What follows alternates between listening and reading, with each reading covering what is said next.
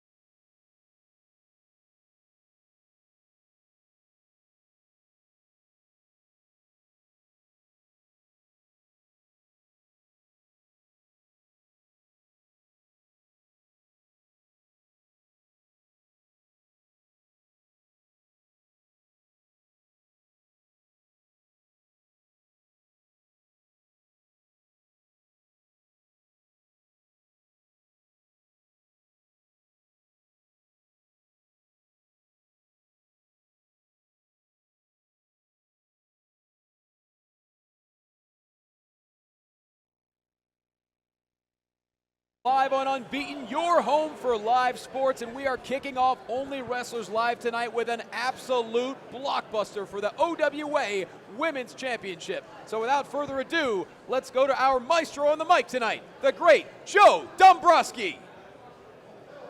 Ladies and gentlemen, we are on the air worldwide. Let them hear you!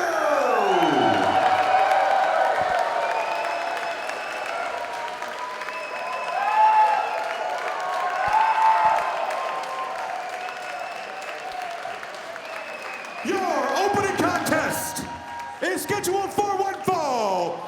It is also one half of your double main event.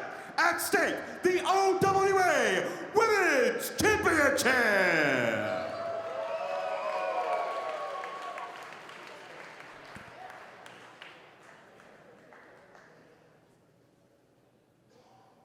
It's the biggest pop Joe Dombrowski's ever gotten, Johnny. What a way to kick things off. Always great to have Joe on a broadcast with us. And just waiting a couple of seconds here before we get things rolling. With a hometown hero. A true live wire personified. Absolutely fearless, tenacious, just a few of the traits possessed by Danny Moe. She was the inaugural JCW Women's Champion. An absolute non-stop competitive drive. And look, Mark, she had a chance to become the inaugural OWA Women's Champion this past July in a triple threat match. So she really wants her chance at retribution. Yeah, you know it's got to eat her alive. Danny is very competitive. So competitive, in fact, that she's a world record holder for the highest elevation women's wrestling match of all time. She wrestled on a mountain. At the highest elevation in human history regarding a professional wrestling match, Danny Moe has certainly created history throughout her career. And she's looking for another massive moment tonight, competing in front of her hometown of Pittsburgh.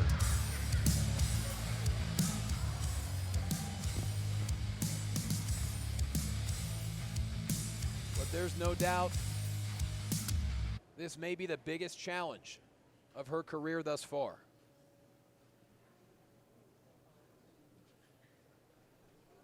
It's a main event anywhere. We are about to see Tessa Blanchard come to the ring, a real mountain for Danny Moe to try to climb tonight. You see what I did there with the whole mountain And you thing? can see Tessa purposely playing psychological games, making the challenger wait even longer for her entrance.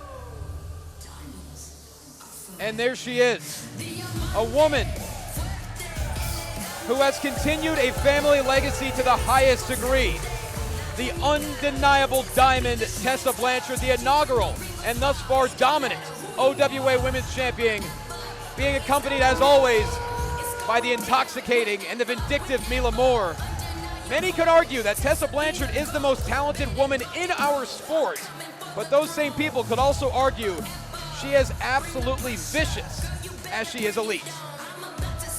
Just a total powerhouse and an A-lister in professional wrestling all over the world. You want to talk about mind games, like Mila Moore isn't tall enough without the heels? Certainly an intimidating woman to say the least. And she has attached herself to the hip of Tessa Blanchard, and Mila's career has only grown since aligning herself with Tessa Blanchard in TNA. And we certainly have a colossal contest tonight for the OWA Women's title. And back to Joe Dombrowski for the introductions.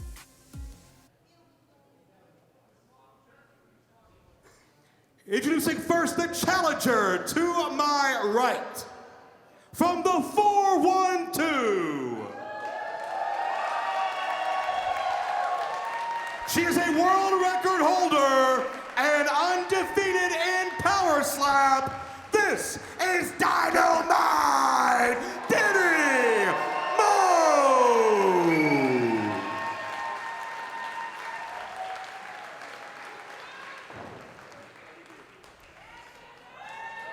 And to my left, first, she is accompanied by the bombshell, Mila Moore.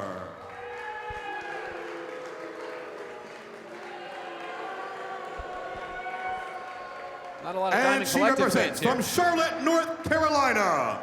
She is the current reigning and defending OWA Women's Champion. La Gringa de Mas Mexicana, the undeniable diamond, Tessa Blanchard. Both of these women, Tessa and Mila Moore, have very justifiable monikers. And everything that Joe Dombrowski just said about them is true, and I don't mean to put over Dombrowski. Certainly hard to argue that. And you look at the history of the OWA Women's Championship, it goes back to July in OWA New Orleans, triple threat match. And there it is. Tessa Blanchard, Danny Moe, and Persephone, now the current CMLL Women's Champion. A classic triple threat, and Danny Moe, Mark, came within an eyelash multiple times during that match of becoming the inaugural champion.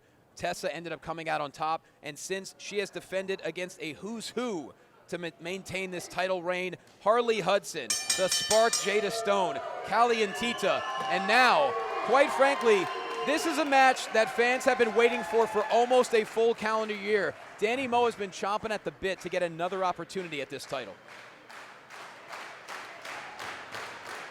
And Tessa Blanchard, classic Blanchard mentality, classic Blanchard actions there. Well, it's the champion's advantage. Obviously, Danny Moe is going to need to pin Tessa in the ring, or I guess get a submission. We've seen bigger things happen. I don't know if that would be. It would certainly be a major upset if we saw Danny Moe get a submission victory here over Tessa Blanchard. But it goes to show you when you talk about Persephone, Danny Moe, and Tessa, this is the very top of the sport internationally. Yep. Certainly the upper echelon, no doubt about that. And Tessa Blanchard and Persephone had an absolute war for CMLL's historic U.S. broadcast in Las Vegas. Danny Moe also had an incredibly busy weekend. Yes, as the ring introduction just said, undefeated in Power Slam. She is 1-0 thus far, and it was a dominant performance. And Tessa Blanchard wanting no part of the challenger here early on. And the Pittsburgh fans letting Blanchard have plenty right now. Mila Moore actually quoted as saying earlier today that no one in Pittsburgh has ever seen two women as beautiful as them. And as a Pennsylvanian, I take a little bit of offense to that, but nonetheless, difficult to argue their point. Tessa getting inside to break the count. I did not see any hair pulling. Tessa Blanchard, master tactician. She learned from the absolute best, her legendary father, Tully.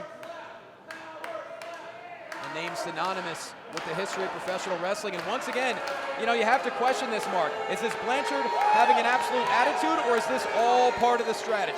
I don't think those things are mutually exclusive. It's to get in the head of Danny Moe, and it's also because Tessa loses her own head quite frequently.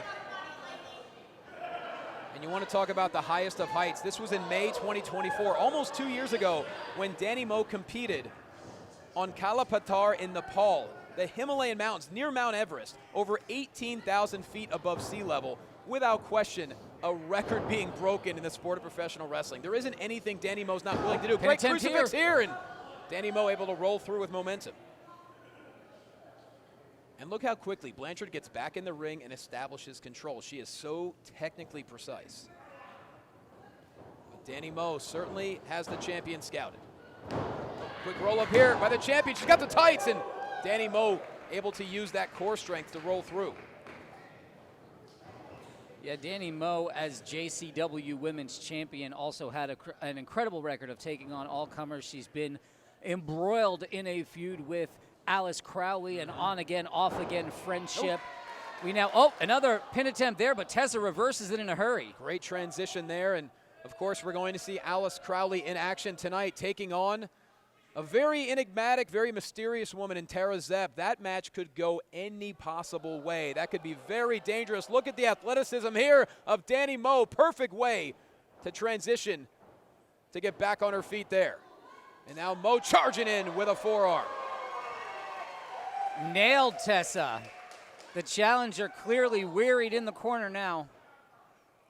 Danny Moe knows what it's like to make history in many ways. A boot right to the mush of Blanchard. She was also the inaugural women's champion for Battleground, winning that match in the historic 2300 arena. Now Danny Moe picking up momentum here. Basement drop kick connects immediately into a cover. New OWA women's champion, no Tessa.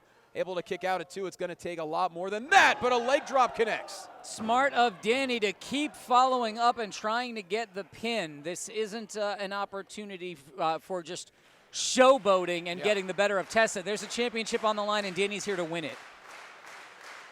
And now Danny Moe charging in. Could be looking for that patented, could be a moonsault perhaps. And boom, connects a stalling moonsault, another cover, and every single cover is making it more exhausting for Blanchard. Danny Moe showing off that balance and core strength in the corner there, and then, coming down with that waterfall over Tessa. And you're absolutely right. Every time Tessa kicks out, she's exerting a lot of energy and essentially bench pressing Danny Moe off of her. And that's clearly Mila Moore on the outside. Come on, right in front of the referee. Yeah, absolutely. The official caught it. Danny Moe certainly took umbrage to it, but Tessa Blanchard wasting no time, getting the advantage, striking from behind. And this is what the Diamond Collective is all about. Power in numbers, decimating opponents, and just like that, when Blanchard starts to get the advantage, very difficult endeavor for the challenger. You don't want to be fighting from underneath against Tessa, though every challenger is in a sense when you're in there with a champion. But when Tessa smells blood, I mean, look, already going right after the arm of Danny Moe. And to Tessa's credit, whether or not she has won via underhanded fashion to defend this title, she has put on incredible performances. Oh, and then Danny Moe, reversal here. Tessa sending her right back inside the ring. Back in March, Jada Stone took Blanchard to her absolute limit, but nonetheless the champion retained, looking to retain once again, and Danny Moe able to kick out another pin attempt here. Danny Moe wisely gets the shoulder up again. Yeah, I think that referee better watch out. Tessa just gave him some side-eye. Ref just doing his job there. Tessa going to pick apart yet another limb, already working on the arm, now going for the leg as well. And one of the many things that makes Tessa as great as she is, as you can see, utilizing the full 5 count here, the official admonishing there, Tessa can win in so many different ways. She can choose to pick a body part and slowly destroy it. Case in point, it appeared she was going after the left leg, the hamstring of Danny Moe. She could continue that. Danny Moe's explosion is her biggest weapon. She still holds Cal U's indoor pole vault record. She is one of the best athletes in our sport. Tessa Blanchard knows it. You certainly want to do whatever you can to take away Danny's slapping hand.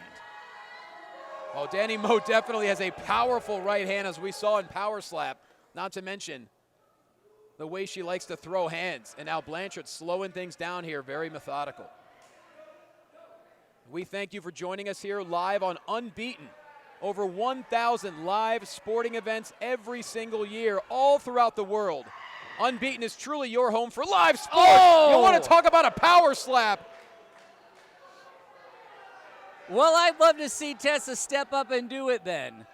Next slap week, why don't we see Tessa get in there and go slap for slap with some of the best athletes? Danny Moe is struggling right now in front of her hometown. Tessa knows it. Oh, that's a bad situation. There is no weakness in the game of Tessa Blanchard other than perhaps her own hubris, but right now she is in dominant control. The left knee is affected, and she's going right back to work. Could be going for a leg lock. Can she hook it in? Got her all tied up. So close. Danny Moe knows it's coming. Once Tessa's got it locked in, she can go anywhere she wants and do anything she wants to Danny. Watch, Tessa's not done yet. No. Tessa has learned from the absolute best, and there's a powerful right hand softening up the challenger Danny Moe, Pittsburgh's own. Danny's got a lot of fight left in her. She's not giving up. But oh my God, double underhook into a submission. This is cutting off the circulation to Danny Moe here, but wisely, Danny Moe knows exactly where she's at in the ring, able to grab the second rope. Yeah, that's great ring awareness from Danny Moe, but how much damage has already been done here, and now this clearly engaging in games of distraction here with the referee. Tessa clearly already has an advantage in this match. The referee knows Mila Moore holding that title could spell bad news as Tessa Blanchard continues the attack. You have to wonder how long it will be until Tessa holds gold in TNA as well. Well, former TNA world champion, as in the men's title, probably the most notable thing in Tessa Blanchard's career that everyone knows about her, had an incredible run at the very top of TNA at the beginning of 2020. Not to mention one of the top stars in CMLL right now, also former AAA Reina de Reinas champion, Crash Women's champion. She's been tearing it up in Mexico for the past couple of years and continuing to just wear down Danny Moe. Tessa Blanchard doesn't need to go for style points. She wants to embarrass Danny Moe in front of her home city. Danny is out, breaks from the clutches of Tessa, but for how long? Not a lot of power left in the knee and hamstring of Danny Moe, able to get the boot up. Slight reprieve. What can Danny Moe do here? Clothesline connects. Struggling to put weight on the left leg. Trying to get a little bit of feeling back in here. Can Danny Moe finally mount some offense here? Getting some quick strikes in with both her legs and her arms. Oh, there's a nice receipt from when Tessa did it earlier. Turnabout fair play, and now Danny Moe. Oh! Modified code red there into a cover. New champion, no. Blanchard able to stay in the fight. Look how quickly Danny Moe can turn the tide. So close. This is, despite all of the damage that has been done to Danny Moe, Johnny, this still seems like it's anybody's match. No question about that. Danny Moe knows nothing but grit. She knows nothing but overcoming obstacles. Up in the fireman's carry. And now, hold on. Watch out Mila for Moore Mila up on the Moore. apron. This is too much. At this point, the official needs to think about throwing her to the back right now. Oh, a knee to Danny Moe. And now Blanchard over the top into a splash. And the champion looking to retain Danny Moe. Just able to stay in the fight. Referee now going to admonish Mila Moore. Quite a bit of damage already been done here. Well, he already made Mila drop the title there in the corner. Justifiably so. And now Tessa. Precarious position here. Danny Moe on the top, a right hand. Pivotal moment of this matchup here, Mark. Awesome suplexes run in Tessa Blanchard's blood. Danny needs to block it any way she can here. Since Mila Moore got involved early on, Danny Moe has been trying to fight her way back in it, going for a sunset flip powerbomb. Tessa wise to it. Couldn't quite get her footing there. Oh! Tessa worse for wear. Danny gets the better of that exchange. Hold on. Oh, what a counter here by Tessa Blanchard. Face first into the top turnbuckle goes Danny Moe. Now Blanchard charging in full speed. Hold on. Oh, my God. Michinoku driver by Danny Moe. New champion, no. Tessa came down hard right on her head. And for all of the spunk, all of the tenacity of Danny Moe, and obviously a gas tank to wrestle on top of a mountain, Tessa has the experience advantage here of essentially having been born into pro wrestling. But you think about Danny Moe, she's pulling out tricks from her tool belt we don't always see. Case in point right there. Reversal by the champion. Oh, gets caught with another big boot. How much explosion does Danny Moe have left on the legs? Certainly losing some quickness, and now another slap. Oh, God! Takes Danny Moe with all the Magnum. The way into the cover after hitting the Magnum, and Danny Moe stays alive. Tessa Blanchard has won many matches with the Magnum double knees. An absolutely airtight arsenal by Blanchard. But you can't always defeat will, you can't always defeat heart. And that's what Danny Moe has. Tessa's getting frustrated at this point. She thought she would have put Danny away a long time ago, it seems. Look, there's a lot of personal issues between Danny Moe and Tessa Blanchard as well. Now Blanchard looking to pick up speed. Moe catches her with a boot. And now, moon mist twist.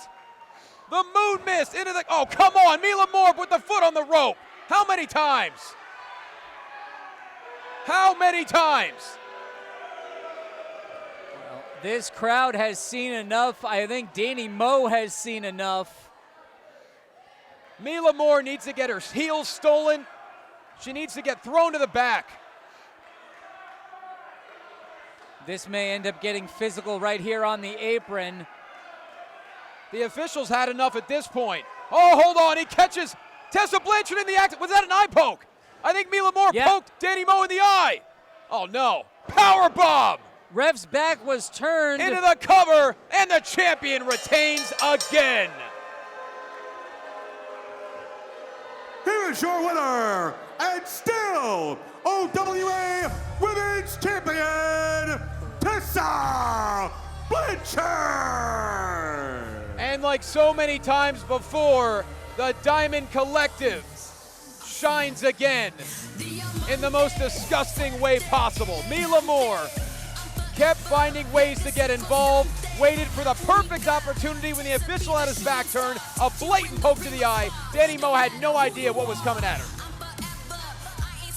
Regardless, the record books will show another successful title defense here tonight from Tessa Blanchard in Pittsburgh. The OWA Women's Champion remains the undeniable Diamond. We'll be right back on Unbeaten.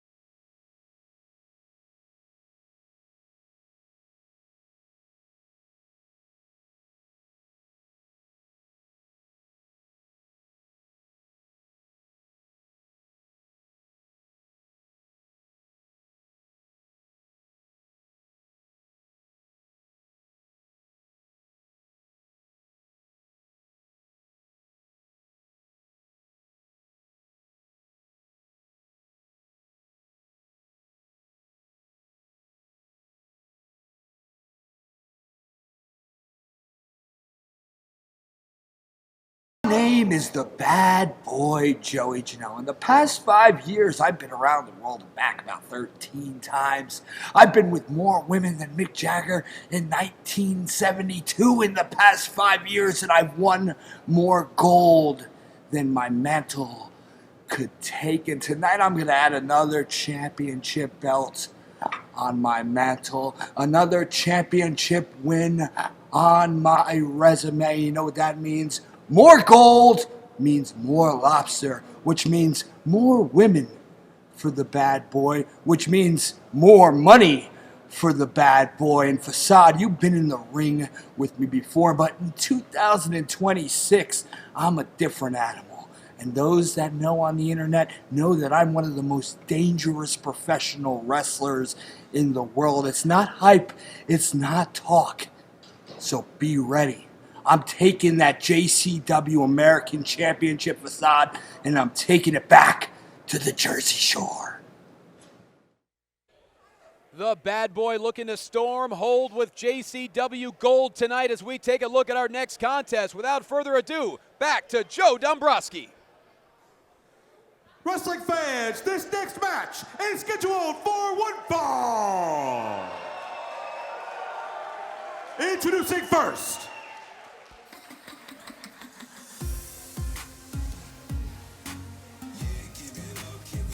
here is a man who has been causing chaos throughout the existence of OWA.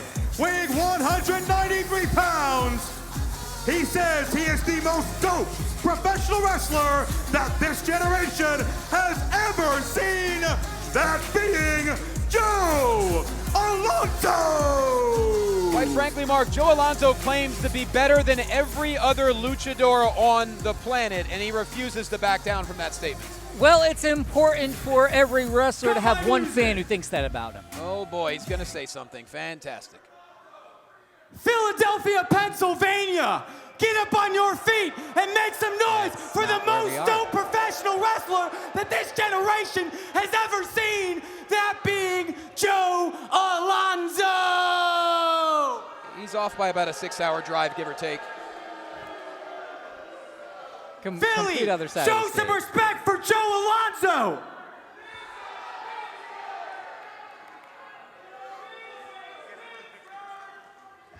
We're in Pittsburgh. My apologies to Philadelphia because I thought we were in a city full of champions, not Pittsburgh, Pennsylvania. No. I gotta give it to you guys though. You guys get to claim my favorite rapper, Mac Miller. But hell, even he decided he'd rather die than be alive living in this hellhole that you people call home. Come Wow. on. Good Lord. You don't like that, huh? You don't like Joe Alonzo? You see, you people just hate Joe Alonzo because you ain't Joe Alonzo. Because if I weren't Joe Alonzo, I would hate me too. Well, we should consider, well, he gave the mic back to Joe Dombrowski, fortunate. Well, Joe Alonzo doing a lot of talking now, but that talking might come to an end in just a matter of moments.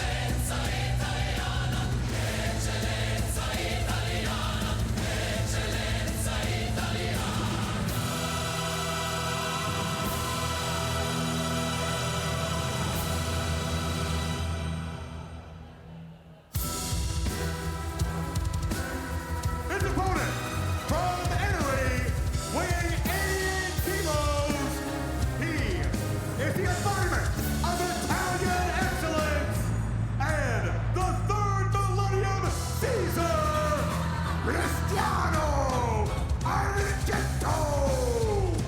Well, OWA is about to get a real dose of real Italian experience.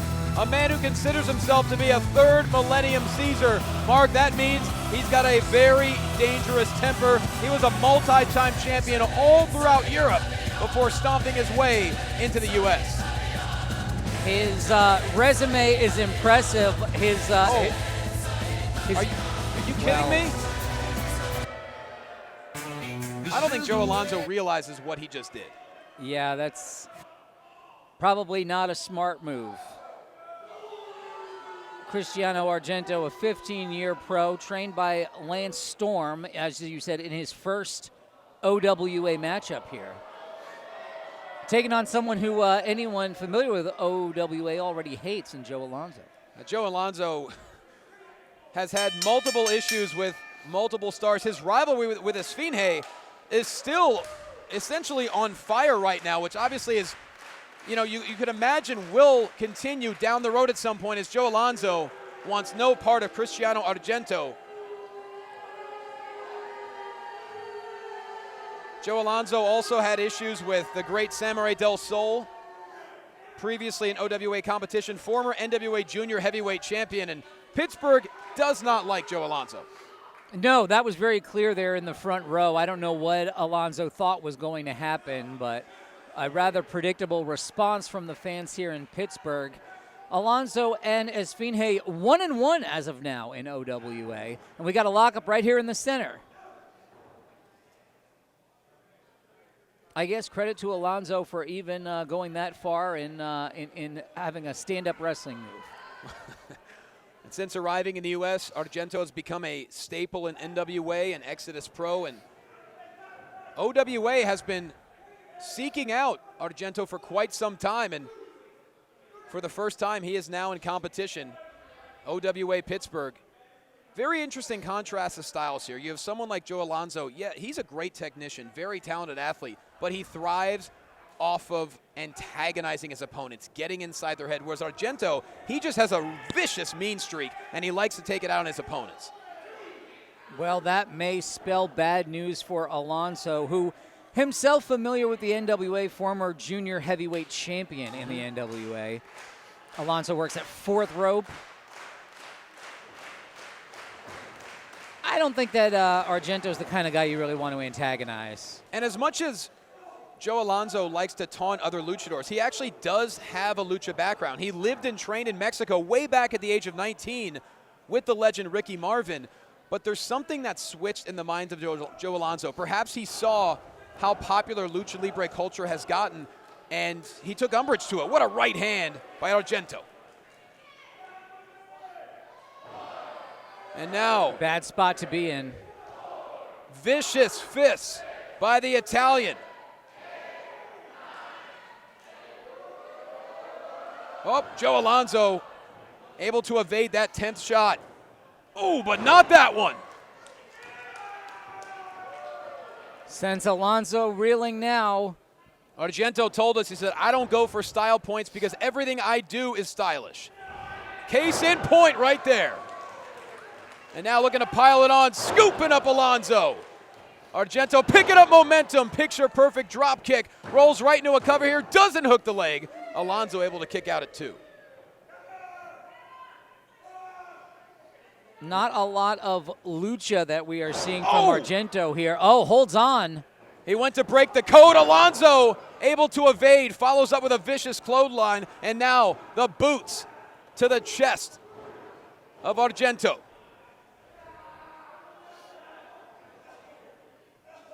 Joe Alonzo maintains that supreme confidence at all times. Yeah, very full of himself and willing to turn his back on his opponent here, which not a great idea, but choking Argento now over that center strand. Using all of that 5 count before disqualification is Alonzo. And thank you for joining us on Unbeaten. Unbeaten is the home of live sports. Find the channel on Samsung TV Plus, Prime Video, DAZN, Fubo, and Xumo Play. Unbeaten continues to grow, and we are so honored to be part of the Unbeaten family. As Alonzo, this is ridiculous. Working over the arm in the most incendiary way possible. Keep your eyes on Alonzo. Ah, come on. Complete disrespect. And this is where Alonzo starts to get himself in trouble. Yeah, I don't think that Argento is going to put up with it for long. I thought we were going to see some action there from Alonzo, and just when you're expecting it is when he does not deliver.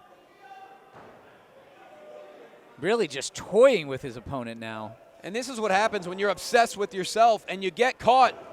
Much like Alonzo is right now, Argento is a very powerful striker. That's his bread and butter. But Alonzo charging in to the corner with a forearm, follows up with a neck breaker. Alonzo rolls over into the cover. Argento able to kick out at 2, and oh no. Oh, come on. Right to the jaw. Spending a lot of time. He just spit on a fan. He did. He spit on a kid in the front row. That's uncalled for. Don't lose us the venue, kid. This is a beautiful space here. Not just that, we're live on Unbeaten. I mean, that's completely unsportsmanlike. Argento went for the code breaker once again. And now, second gear double clothesline, both men down. A reprieve for both men. See who stirs here first and can get to their feet. And you know, Johnny, we've still got a heck of a lot of action coming up here today. Joey Janela and Facade. What did Janela said something about how he's going to eat more lobster this year? I have no idea what that means. Well, he said he wants to win the JCW American title so he can keep traveling the world, eat more lobster, but most importantly, have more women is the best way to describe it. I guess those are his priorities. Not necessarily in that order. You know him well enough to know this. Argento looking to put away Alonzo. Great counter here actually by Alonzo into a cover here, and Argento able to stay alive at 2. Oh, hold on. Oh, backslide time. Can the Italian do it? And no, not quite. Oh, finally, the third time is the charm. Into the Caesar slam. Into a cover that has to do it. Alonzo, always so sentient where he is in that ring, able to grasp the bottom rope. The Caesar slam has led Argento to many victories in his career. Little too close to the ropes there. Argento looking to regroup now. You'd have to believe going for the Caesar slam again, perhaps.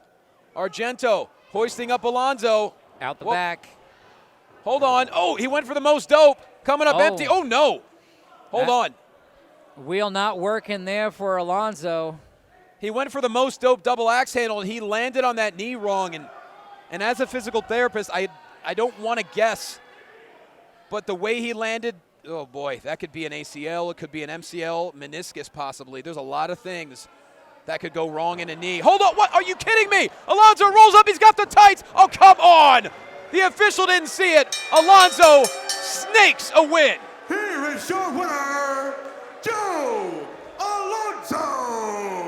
A lot can go wrong, including having Joe Alonzo steal one from you just like that. Just when you think Joe Alonzo could not stoop to any lower depths, he fakes a knee injury and pulls the tights when the official doesn't see it.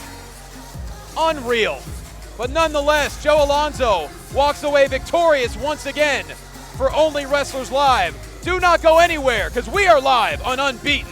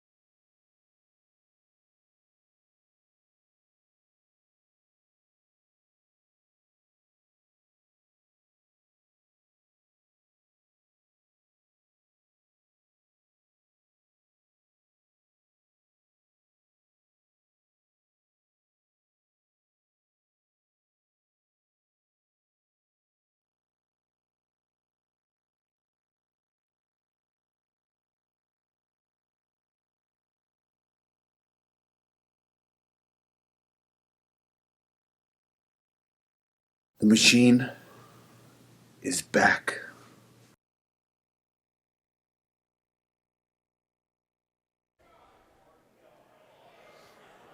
Not much Wrestling more fans, needs to this be match said. is scheduled for one fall.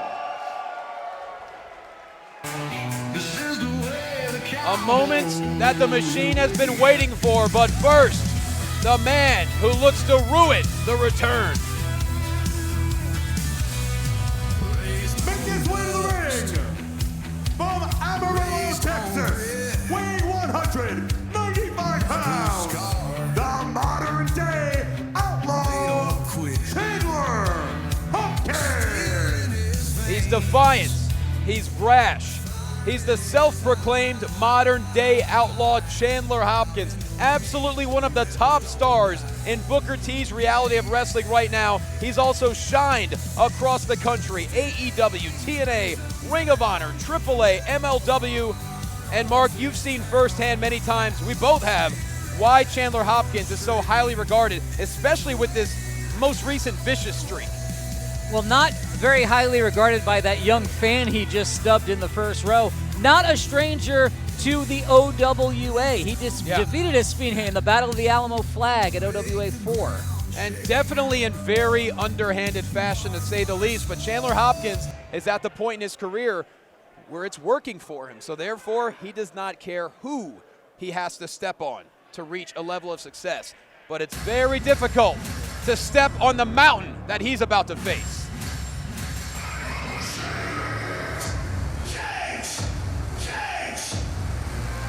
After 15 months, he's back!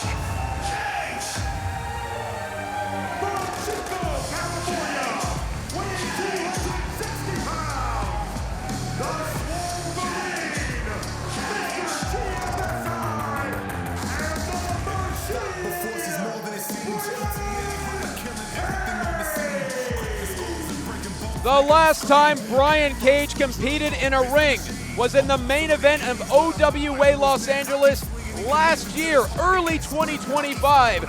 So to say this is a long time coming for Cage, that is a massive understatement. It's been an arduous and grinding rehab for the Machine. I've known this man over 15 years. I spoke to him many times during his rehab. This is a massive moment for the Machine.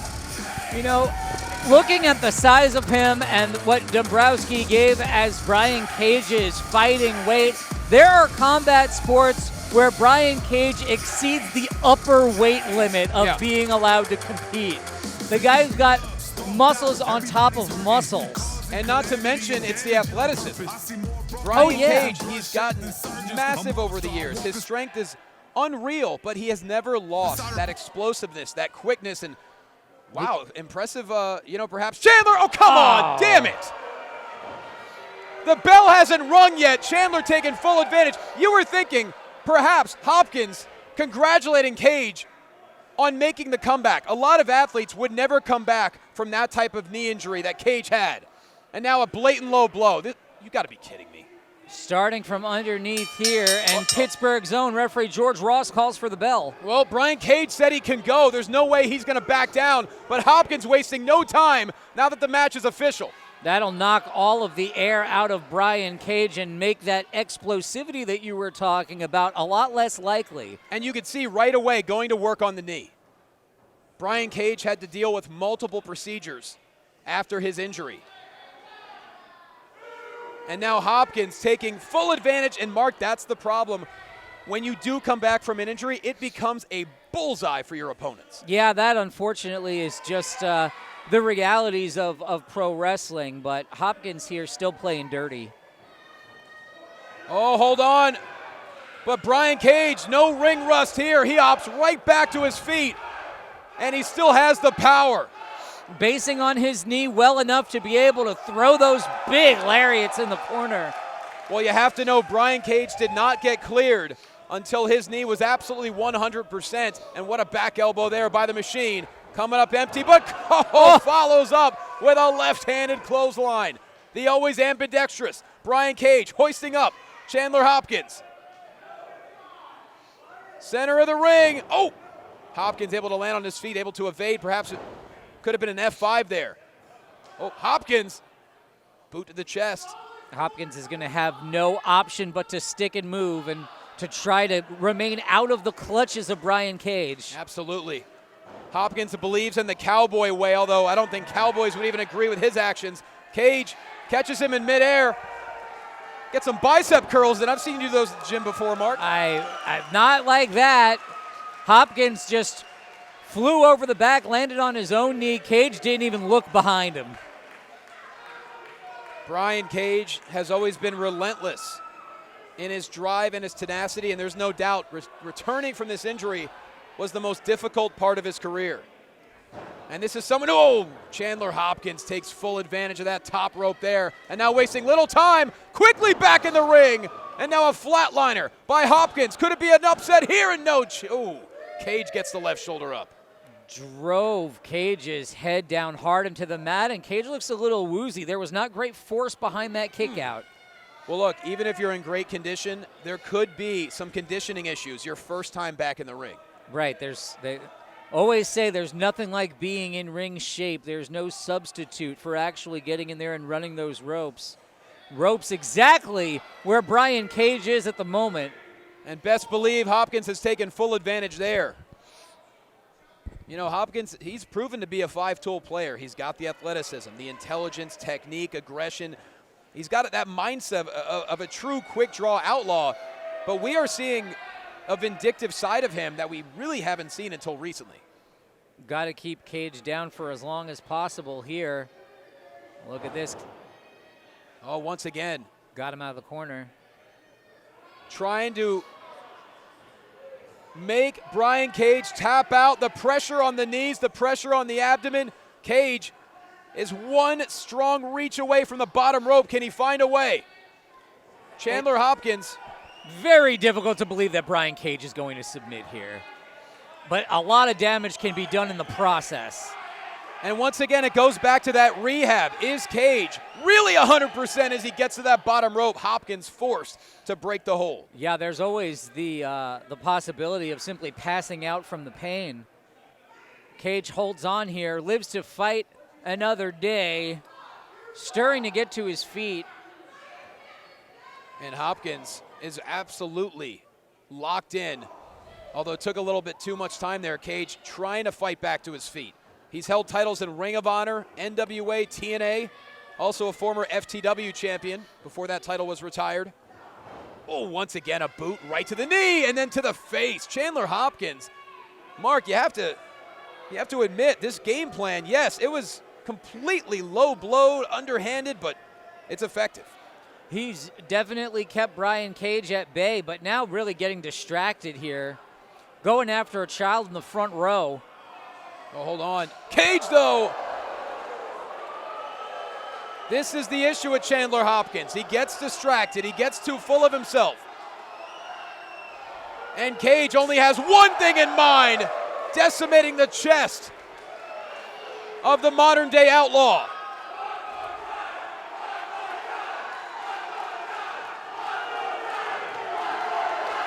The Sunny Days Arena chanting for the Swolverine to do a little bit of damage one more time. And Hopkins, he was running for safer ground. Too late.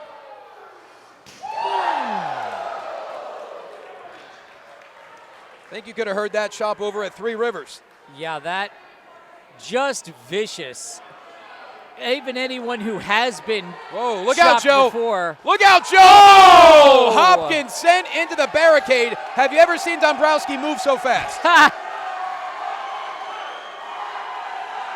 Now the official's showing a lot of leniency here on the outside. Yeah, Dombrowski moving like there's a steak dinner involved. Oh my goodness.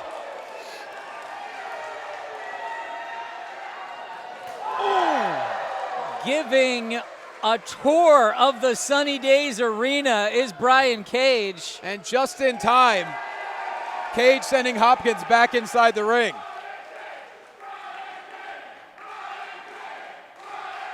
Safe to say, Pittsburgh is a Brian Cage kind of town. Oh, but Hopkins using the second rope to his advantage. Keeps targeting the same part of the body cover. on Cage. Oh. I don't believe both shoulders were down. The official didn't see it. Still went for the count. Nonetheless, Cage stays in the fight. Well, it's hard to get Cage to lay flat. There's a lot of muscle there. That's a great point. Hold on. Oh. Hopkins comes up empty, and now Cage went for the discus lariat. Hopkins able to evade, now going for another handstand. Oh, coming up completely empty. And now Cage, oh my God, a deadlift. German suplex to the outlaw. You don't want to give your back to Brian Cage. We saw earlier when there was an attempt at a crossbody. Cage just caught him. The strength is incredible. And now the adrenaline taking over for the machine. Hopkins trying to get to the outside. Oh no. Cage only able to use that power as long if he can base on his legs. Good Lord. Stalling suplex. Cage rolling into the cover. That has to be it. And it is. Brian Cage victorious in his return. Here's your winner, Brian Cage! It was a long wait, but it was worth the wait. All the pain, all the scar tissue he had to fight through to get back to the career that he holds so dear. The machine, Brian Cage, is victorious tonight, and he is back on the warpath in professional wrestling. Do not go anywhere. We'll be right back, live on Unbeaten. More than it seems. TA100 killing everything on the scene, cracking skulls and breaking bones, making them scream. Head first, drill call.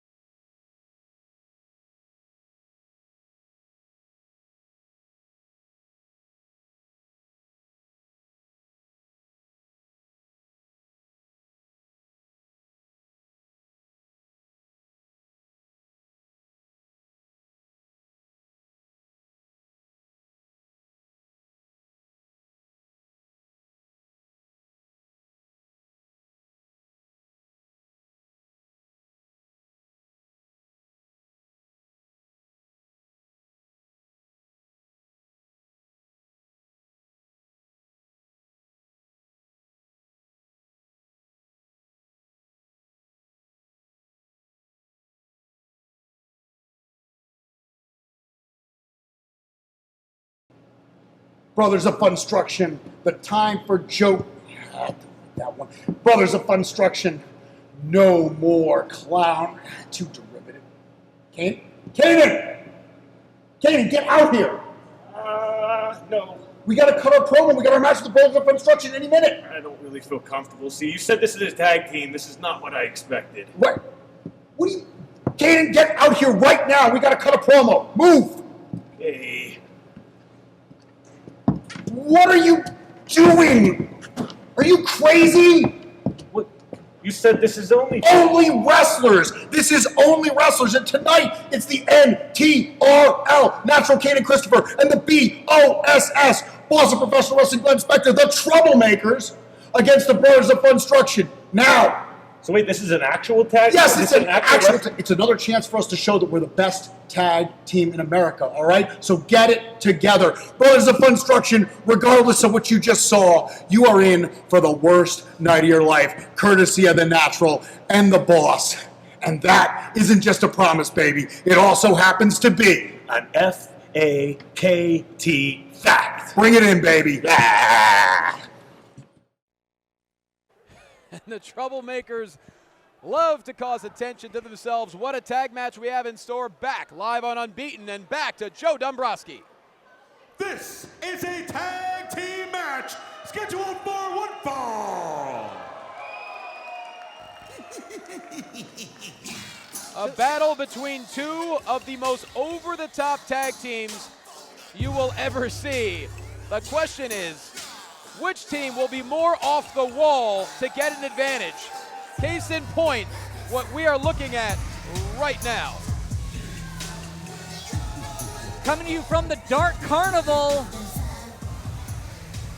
former four-time JCW World Tag Team Champions. Introducing first, weighing in at 87 full boxes of popcorn, 71 bags of circus peanuts, and 412 sticks of cotton candy.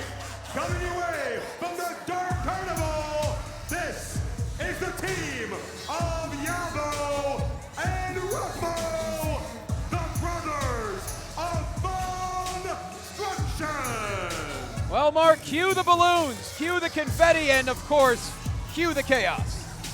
Popcorn, circus, peanuts, you never really know what you're going to end up with. These four-time JCW World Tag Team Champions have held those championships for a combined more than 1,000 days in their four reigns. Whoop, whoop, all of Pittsburgh. Two-time JCW Tag Champions, and, well... This is a Fago town, isn't it? I would assume so, yes.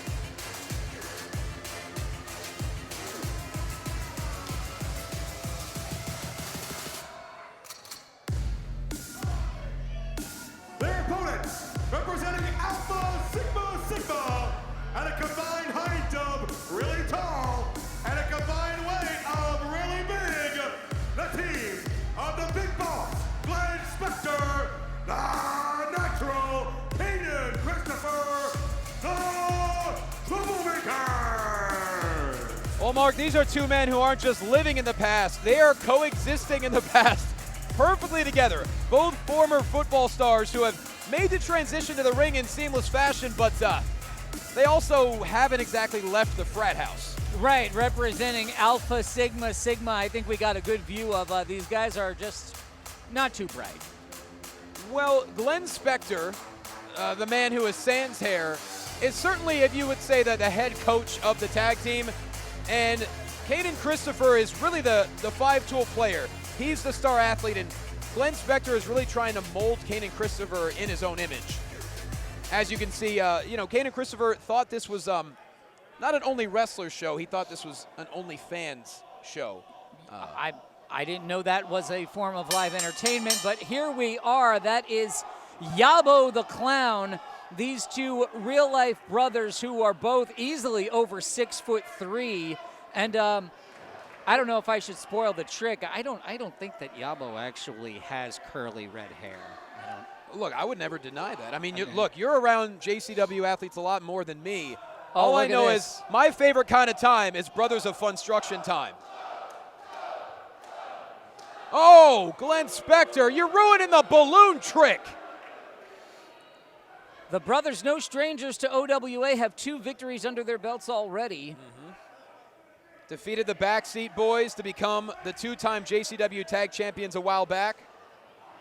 And I believe almost 800 days as tag champs from 2022 to 24. Oh, God. You know, Yabo is very inventive with his offense. We should probably mention that. Yeah, and I mean, when was the last time you were slapped with an oversized clown tie? To be honest, I can't speak about that in public. Oh, my God. Well, it's a sunset flip from the referee. Whoa. Yabo going for the count. The official almost won the match for the Brothers of Funstruction. I'm not sure that's how that works, but it does create chaos. Yeah. Which is something that Yabo is quite good at. Glenn Spector's had enough. Let's see how Kanan Christopher, the natural, can deal with Yabo. Well, the third man in the ring, that more than ever here. Roll up by Yabo. Ooh. And this is what makes the Brothers of Funstruction not only so entertaining, they're so difficult to prepare for. It's impossible to know how they're going to get the advantage. Yeah, there's a lot of tricks up their sleeves, quite literally. Then there's also those massive shoes that they're wearing. And Yabo has no sleeves. That's right. But I get your point. And now for the first time, Ruffo, some would say he's more of a sad clown, but to be honest, he brings a lot of joy to people. I don't think he realizes it, though. Oh. Kanan Christopher, boot to the midsection, tagging back in. The big boss, Glenn Spector. Ruffo's in a bad way here. You know, and Troublemakers, a lot of success. NWA Southeastern Tag Team Champions, OVW Tag Team Champions as well. Not exactly the greatest spellers. They believe fact is spelled F-A-K-T, but it is what it is. Oh, my God! What? Ruffo the Clown is one of the most inventive clowns I've ever seen. And there you see his pantomiming skills as well. After the Manhattan drop, always making fun of his opponents, getting inside their head. I feel like the brothers could become tremendous synchronized swimmers if they decide to go that route. Great double team move. Tremendous elevation there by Yabo on the drop kick. And the rubber chickens have entered the arena. I believe they do like to use their patented chicken tickle, if I recall correctly. That is one of their moves. There, where did the popcorn come from, Yabo? I'm dumbfounded. Perhaps they popped it in their jacket prior to the matchup. Guess. Those massive pockets just loaded with popcorn. Kanan Christopher doesn't want those kind of carbs. Oh, well, all right. Oh, now Ruffo gets some too. Yeah, Yabo is really the more unhinged of the two brothers, both in the ring and out. And I'm going to take a wild guess and say that popcorn's incredibly salty.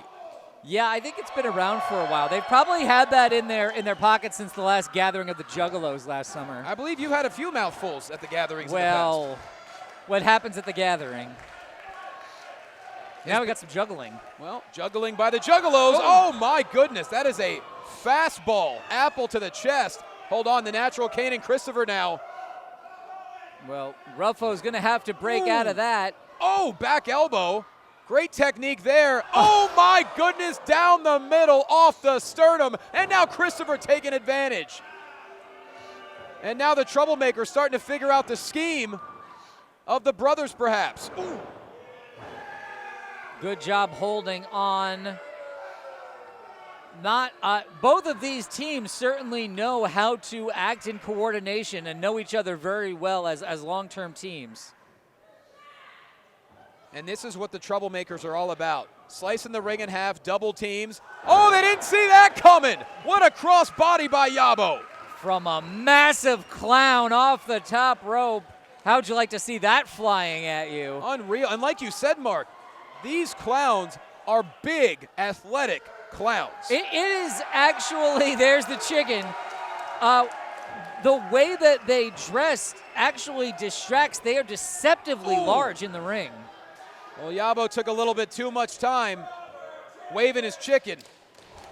And Glenn Spector takes full advantage, but now Ruffo back in on the action. There's popcorn everywhere, complete chaos in our only tag match of the night. Who would have thought we'd have a rubber chicken chant? Well, Pittsburgh things. Glenn Spector, clearly the wily veteran of the team, did a great job of roping in Ruffo there. And now the vicious side coming out of the natural Kanan Christopher. Certainly a vicious side he picked up from Spector. And now Ruffo certainly looking sad. Yeah, that's just his face. Ooh. Tag. The Troublemakers in control here. Another double team and a right hand. Oh my God, right into a massive boot. The 6'5" Christopher into a cover goes Spector. That could be it. And the Funstruction brothers are still in this matchup. Ruffo worse for wear. Yabo finally reappears on the apron here. And for those that are wondering, from what I'm told, you can correct me if I'm wrong, the Brothers of Funstruction are biological brothers. Oh, yes. Perhaps different mothers, but yet they're biological from what I'm told. Very different faces. Maybe different fathers. Maybe both. Ruffo going in hard in the wrong part of town here. Tag. Look at the quick tags, the effective double teams by the Troublemakers. And what a double team there into a power slam. Kanan Christopher into the cover, and Yabo wisely breaking up the pin. And Ruffo's in deep trouble here, Mark. Yeah, not much that Yabo can do about it on the outside, just watching his brother in pain. And here we have the possibility of a pinning combination as well as a submission move there. Excellent wrestling. Kanan Christopher looking to wear down Ruffo. What a night it's already been. We told you there's something for everyone on this show, live on Unbeaten, your home for live sports. You can find Unbeaten on Samsung TV Plus, Prime Video, DAZN, Fubo, and Xumo Play. However you're watching, thanks for joining us. Tell a friend about Unbeaten. Over 1,000 live events every single year. And now another tag by Glenn Spector. Ooh. Vicious right hand. A much needed collection of right hands here by Ruffo. Ruffo getting out of the wrong part of town, reaching for the tag to Yabo. Spector cuts him off. But two massive boots, even more. Oh, can he make the tag? Not quite. He's cut off at the pass. I like this Spector. He's got such an old school vibe. Tag. Well, that's how he lives his life. According to him, it's 1987. His favorite movie is Wildcats. Not exactly cinema, but.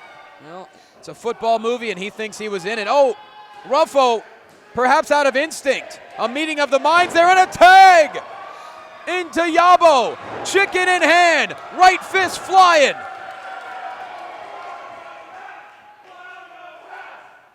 Oh, wait. Oh, I thought he tossed it. No, he didn't. He faked out the natural. Some sleight of hand from this massive clown. And there's your move. There's the chicken tickle. The chicken tickle. Always effective. And now a double team by the Brothers of Funstruction. Russian leg sweep into a massive boot by Ruffo. Oh, what's this? Oh, I think we've got more balloons coming.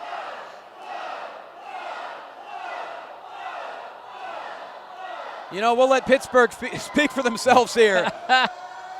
As those balloons, oh, popped upside the head. Both Brothers of Funstruction into a fun pin for a fun win. Here are your winners, Yabo and Ruffo, the Brothers of Funstruction.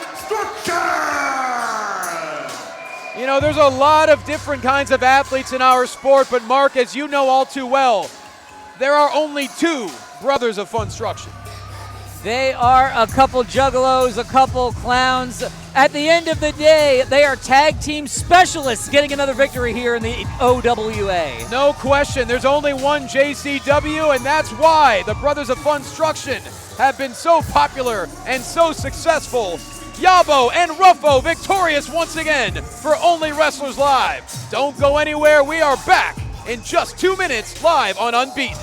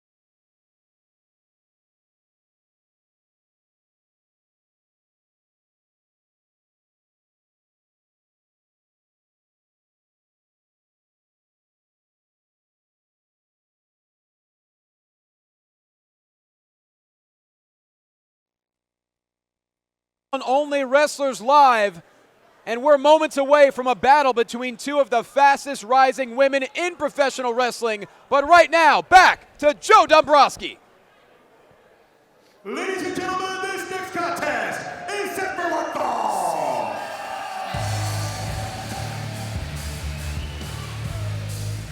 This woman is an absolute bruiser.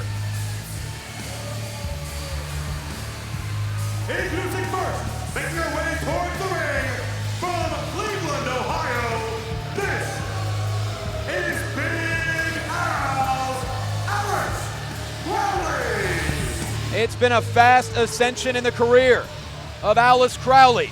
Big Al is now the only two-time JCW Women's Champion in history, with her second reign coming to an end only less than 2 weeks ago, in which she was not pinned. So Mark, safe to say Crowley has been in a foul mood ever since. You say it is a fast ascension, and you would think so because she's only 23 years old, but Alice Crowley started wrestling as a young teenager, grinding away in IWA Mid-South. She's been in that ring consistently since she was 16 years old. Of course, no overnight success, but the last couple of years have been very kind to Alice Crowley, who has really found who she is, and who she is an absolute bully. Oh yeah, she's mad, and she's gonna stay mad. The question is, will her temper be able to get the best of her opponent?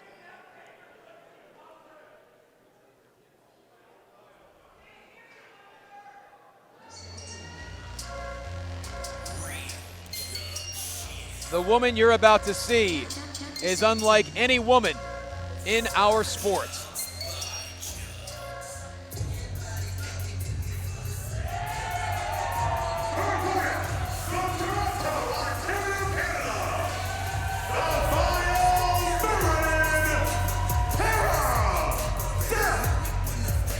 She's a tattooed terror, a maniacal masochist. But there's something about Tara Zepp that is electric with fans, as you can see right here.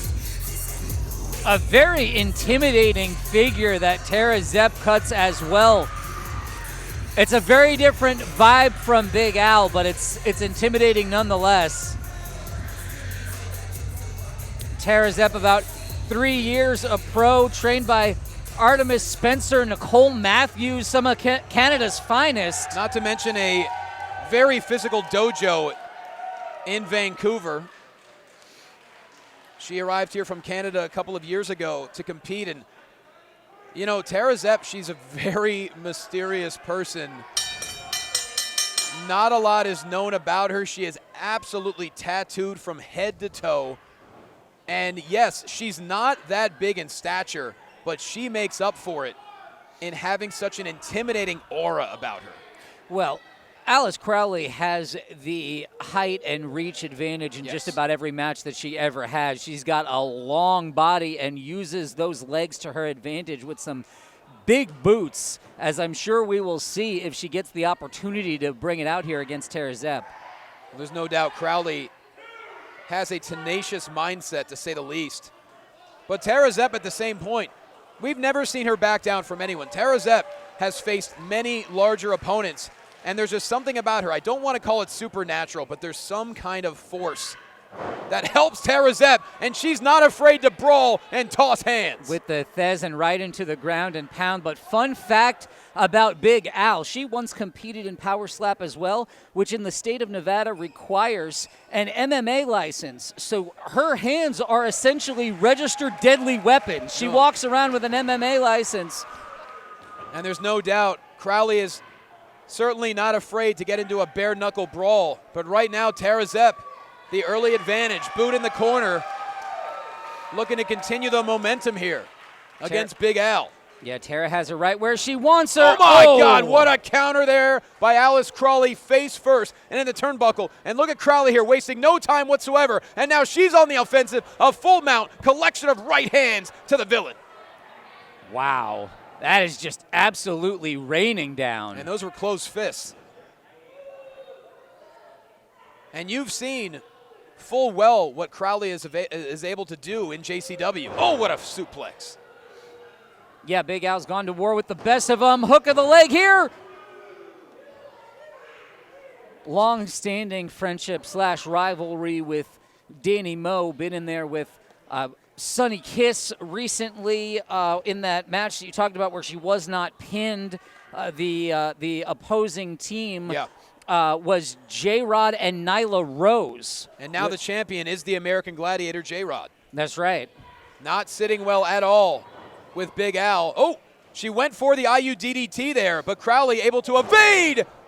And a massive drop kick landing square to the jaw. And now look at the perfect plex there, right into a cover and a bridge. And Tara Zepp able to stay alive. And that's the technique that you learn in those dojos by Alice Crowley.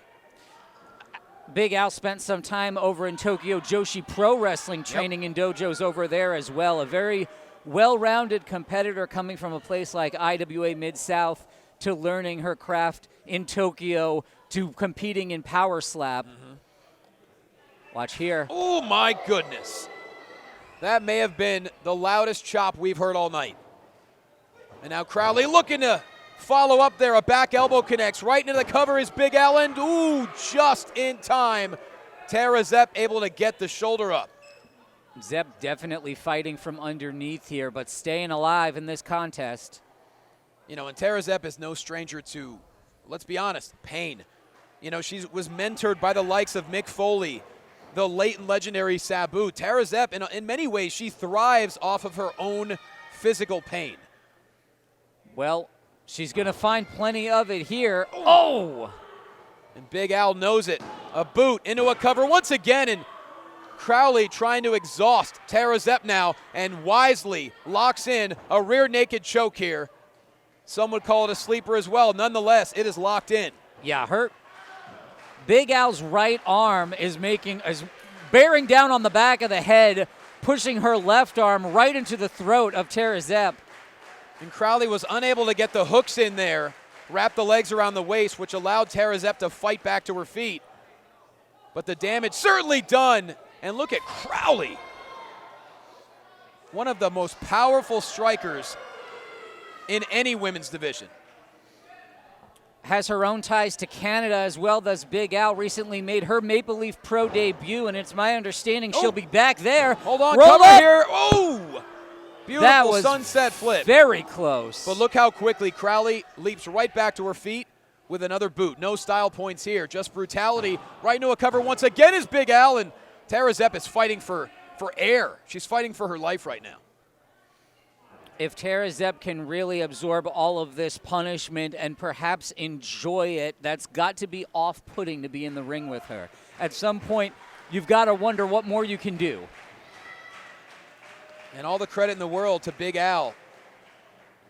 She thrives off of physicality. She thrives off of brawling. Oh, swinging wildly there, Tara Zepp. Desperate to get back in this matchup here. A couple of right hands. Whoa. Reversal here. Nice athleticism there by Tara Zepp. Case in point, beautiful leg sweep there by Tara Zepp. And there's a message. Yeah, that trip really knocked the wind out of Big Al. Tara now with the advantage. The double knees on the second rope. And now Zepp stacking Crowley into a cover here, and no. Crowley able to power out at 2. Still to come tonight, the JCW American title on the line. Joey Janela challenges Facade. We already heard from Janela earlier tonight. Oh, what a boot. We also have 2 incredible luchadors, Ricardo Rodriguez and Esfinge. That sounds awesome. Absolutely will be, and so was that suplex by Alice Crowley. That Saito is vicious. Hook of the leg. Oh, my God. That was close. Incredibly close. You have to wonder what Zepp has left. Even someone like her who thrives off of pain. Yeah, stumbling there. Now Crowley looking to put Tara Zepp away. Oh! Oh, right to the throat. Al follows her in. Lucha pass. Whoop. Oh! A boot to the head of Crowley. And now Tara Zepp trying to go once again for the IUDDT, and this one connects. The IUDDT, and Crowley is down. This is the most vulnerable we've seen Crowley in this match, and Zepp wasting little time. Heading way up top. Could she be trying to land the elbow? And she does. Tara Zepp into the cover, and she finds a way to best Big Al. Here is your winner, Tara Zepp. Incredible physicality in that match, Johnny. An absolute war of attrition. Tara Zepp gave up size, gave up power, dealt with a vicious attack throughout the match, but somehow Tara Zepp found a way. She found an opening and took full advantage with the Hellbow. And a victorious debut for Tara Zepp on OnlyWrestlers Live. We'll be right back on Unbeaten.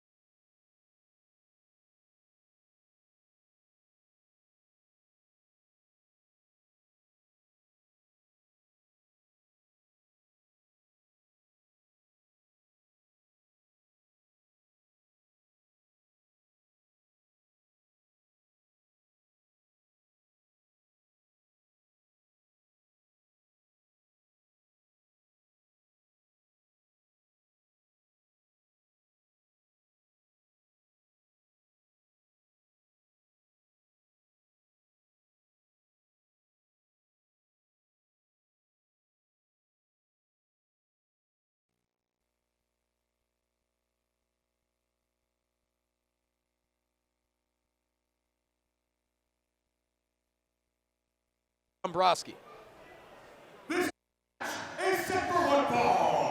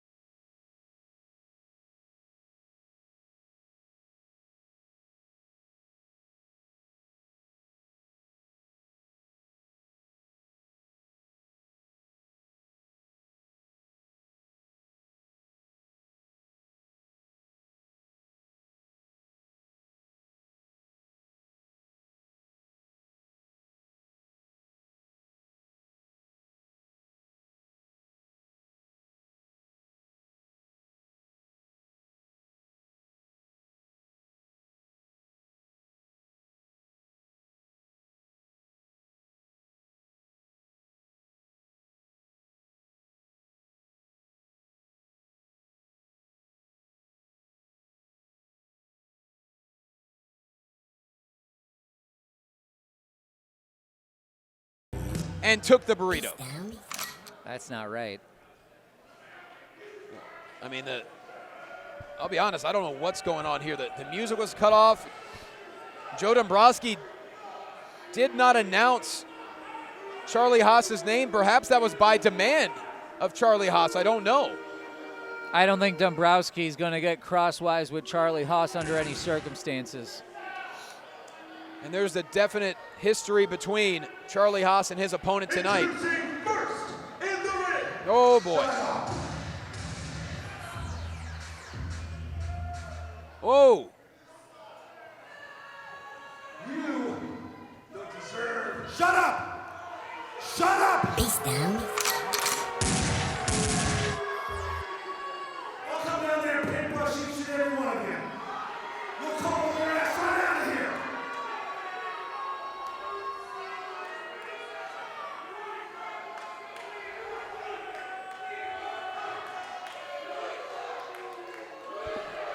Pittsburgh isn't having it. You suck! You suck! So is your wife!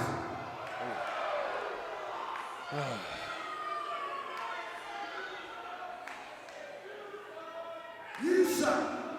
I have something important to say. If you don't shut up, you're not gonna hear it. And I'm gonna get the hell out of this shithole. Cause I hate Pittsburgh too. You're a bunch of Aaron Rodgers. That's what y'all are. Shut up. I'm talking. It's not your turn. Well, this city is synonymous with tremendous amateur wrestling, which is Haas's Anyways, background. As I was saying.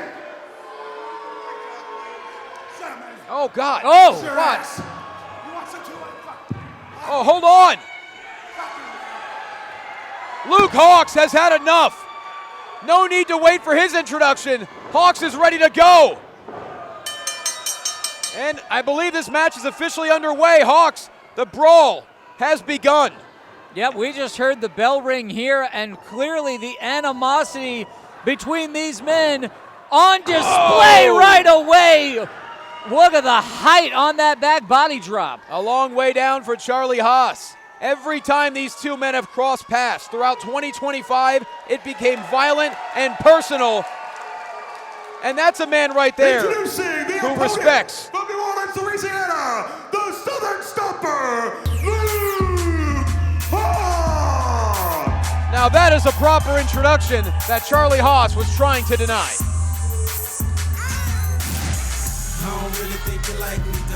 Nonetheless, Charlie Haas trying to re-strategize perhaps on the outside. Yeah, trying to get in the face of fans at ringside here, making himself feel big, I guess. Oh, God. Gets caught from behind by Hawx. And that's a man wearing a Wildcat Wrestling t-shirt, so clearly a fan of Luke Hawx. Wildcat Wrestling, one of the most successful promotions in the country. Always completely spectacular shows, and wow, Luke Hawx sending Haas into the barricade and slightly into the front row. Hawks has a winning record thus far at OWA, 2-1. His one loss coming in his prior bout with Charlie Haas. Which was in, let's say, slightly underhanded fashion, because that's really what Charlie Haas is all about, which is a shame, because you could argue he's the most skilled grappler in our sport. To this day, as Hawks sends him into this chair against the barricade. I mean, Haas is a 3-time WWE Tag Team Champion, 2-time Ring of Honor Tag Team Champion, and a decorated amateur wrestler going all the way back to his days in Seton Hall. But over the last number of years, Charlie Haas has become an angry and bitter man, and he has really taken issue with Luke Hawx. As he sends him into the post, Hawx fighting his way back inside the ring now. Haas has been on the majority of OWA events. In singles matches, he has a winning record of 3-0. We'll see if he can keep that here tonight. Hawx trying to, oh, what a counter there. That was beautiful. And there's the technique. There's the amateur background of Charlie Haas on display. I watch wrestling for wrestling, and that was cool. Certainly was a great counter. And Pittsburgh letting know Charlie Haas what they think.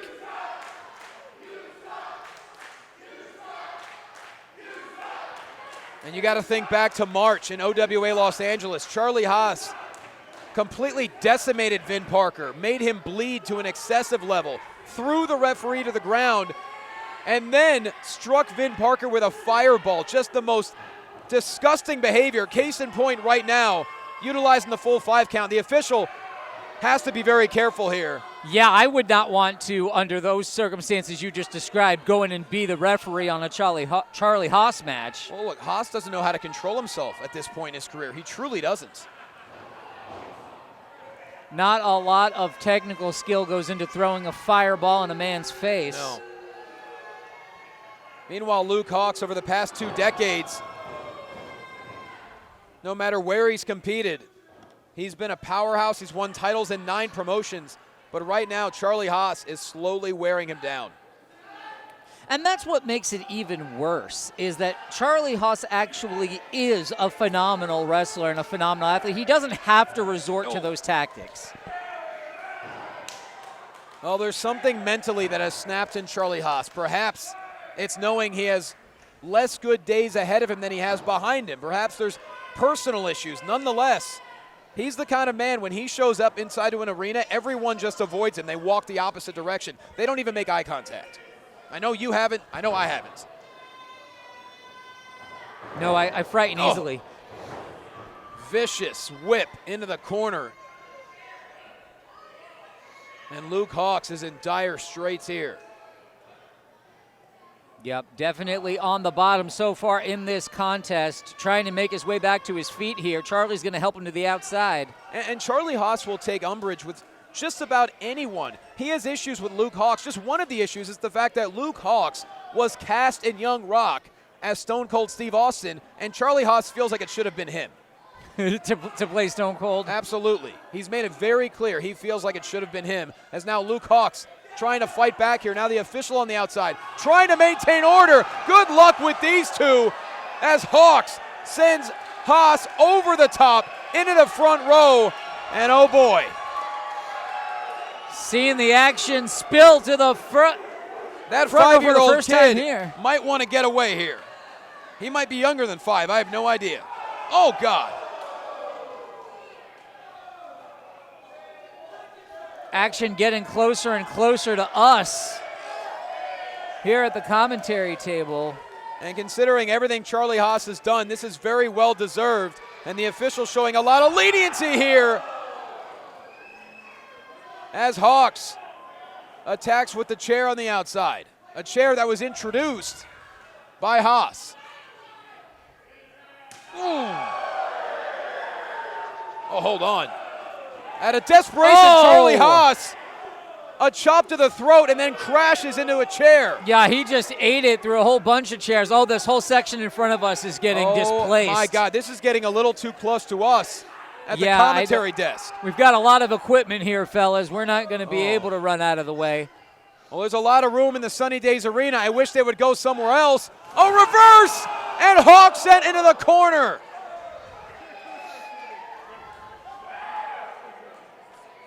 Okay, I'm being told in my ear that just moments during the commercial break, moments before this match, this was turned into a no count-out match, no disqualification match, because the OWA officials knew how violent and how out of control this match might become. And that would certainly explain what we're seeing on the outside, Mark. Yeah, it certainly has become uncontrollable as Charlie Haas gets back into the ring here. Really the place where you would think Haas would want to keep the action. Well, Hawks wanted to get this victory in the center of the ring. Charlie Haas taking full advantage now with a right hand. Now the fans are certainly getting even closer to the action than they anticipated tonight. Yeah, this whole section just got wiped out in front of us here, and people have recalibrated by any means. Oh! Beautiful lariat there, sends Haas down. Both men down, and not to mention Charlie Haas owns he owes an order of nachos to someone in the front row because they went flying. Best opening that Hawks has had here. Haas just leaving the ring again. But you see the damage is done. Luke Hawks is struggling. Whoa. Oh, now he's stealing a fan's beer. Good Lord. Luke Hawks has no idea what is happening. The damage has been done. He is struggling in the ring, and Haas taking a victory sip. If you're seeing Charlie Haas for the first time, this is what he's all about. Oh my God! Oh, right in the referee! He went to spit in the eyes of Luke Hawks. Hawks was able to evade, and the referee, he's blinded. Those suds will blind a man. Oh, Hawks going for a roll-up here. Hold on. Oh, quick roll-up. Got it rolled up again. I'm not sure the official can see, but he makes the pin, and that should be a victory for Luke Hawks. That should be a victory for Luke Hawks, but, well, the official hasn't declared it. Oh, God. Oh! Charlie Haas sending Luke to the outside. And, hold on. What the hell is happening here? Wait. No, what? Wait. Winner, Charlie Haas. Charlie Haas convinced the referee that he was the one who made the pin? Is that what just happened? Well, whoever the official declares the victor is the victor, and the official didn't know who he was counting for. He didn't see the pin by Luke Haas. It fooled our timekeeper. And now Charlie Haas walks away with an absolutely deplorable victory. Luke Hawks will have something to say about this. Don't go anywhere. We'll be right back.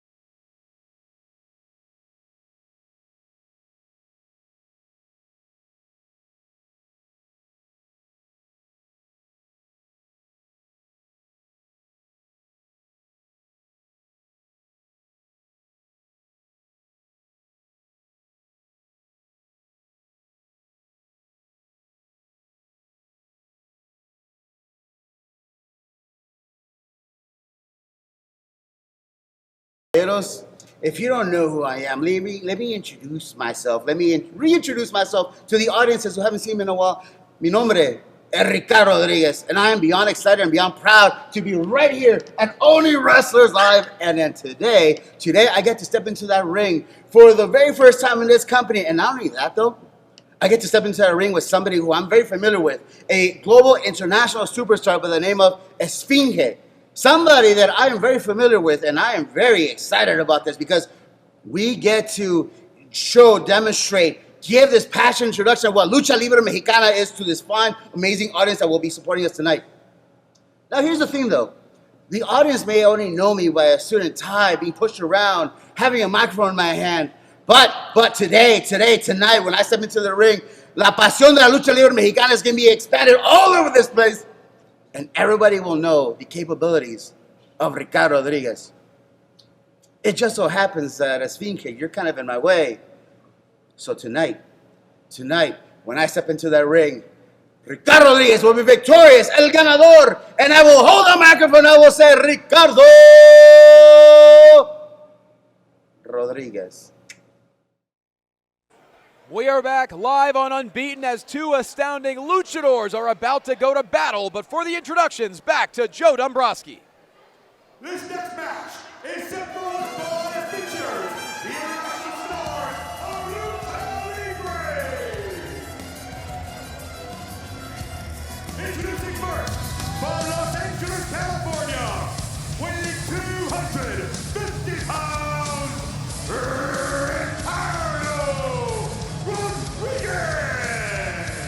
This is a man who lives, breathes, and thrives because of professional wrestling and lucha libre. A 20-year veteran with a spectacular career that has spanned the likes of WWE and now being CEO of 3 Legacies Wrestling in Pennsylvania. Fans are always excited to see Ricardo Rodriguez, especially now in his OWA debut.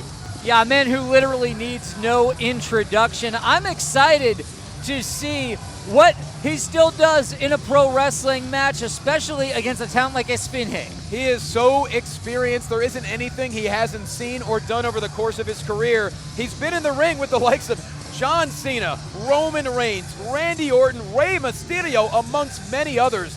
What a truly incredible contest we have tonight.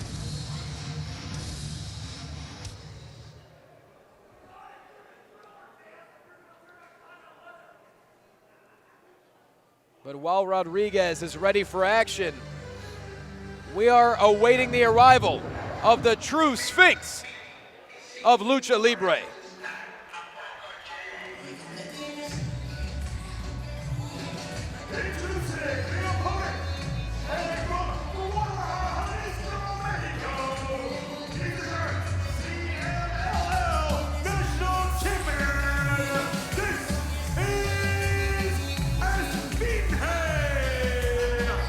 As you just heard from Joe Dombrowski, Esfinge has had nothing but success over the course of his career. The current CMLL Mexican National Light Heavyweight Champion, an absolutely slam schedule. Just competed on CMLL's first ever broadcast in the US less than a couple of weeks ago. And this title has a lineage going all the way back to 1942. And what's amazing about Esfinge, he won this title back in May of 2023. He is essentially approaching 900 days as champion. That's quite an accomplishment. Looking great, too. Esfinge has a true combination of not just lucha libre ability and quickness and elusiveness, he's a powerhouse. Ricardo Rodriguez showing tremendous respect. Setting the stage here, Esfinge comes dressed for battle. Getting a lucha chant here in Pittsburgh. Well, Mark, we spoke about it at the open of this broadcast that tonight, fans of OnlyWrestlers, fans of professional wrestling, fans of Lucha Libre would be thrilled from start to finish. And that certainly has been the case. We're really seeing the development more and more all the time of one international style of pro wrestling, but it is very influenced by Lucha Libre, which is really becoming the lingua franca of pro wrestling all over the world. sold more tickets than anywhere on earth at Yeah. CMLL at Arena Mexico last year. Over 1 million tickets sold by CMLL in 2025. And In they're- one building. Right, and they're on pace to break their record of sellouts. It is absolutely incredible. I had the honor of calling their event in Vegas, and the electricity felt on their first U.S. broadcast, it's really difficult to describe. As we say, Esfinge, one of their top stars, go to battle with Ricardo Rodriguez, who has been on the grandest stage of them all, WrestleMania. Let's see how much Lucha, the veteran, still has in him. Certainly, Esfinge, earlier in his career, likely a bit more nimble. Well, Rodriguez certainly still has the Lucha skill set, but he also knows he's, well, case in point, he doesn't plan on being able to out-quick Esfinge. Ricardo knows that he needs to try to catch Esfinge after a mistake, but great start here by Rodriguez. Yeah, Rodriguez definitely has the size and strength advantage here.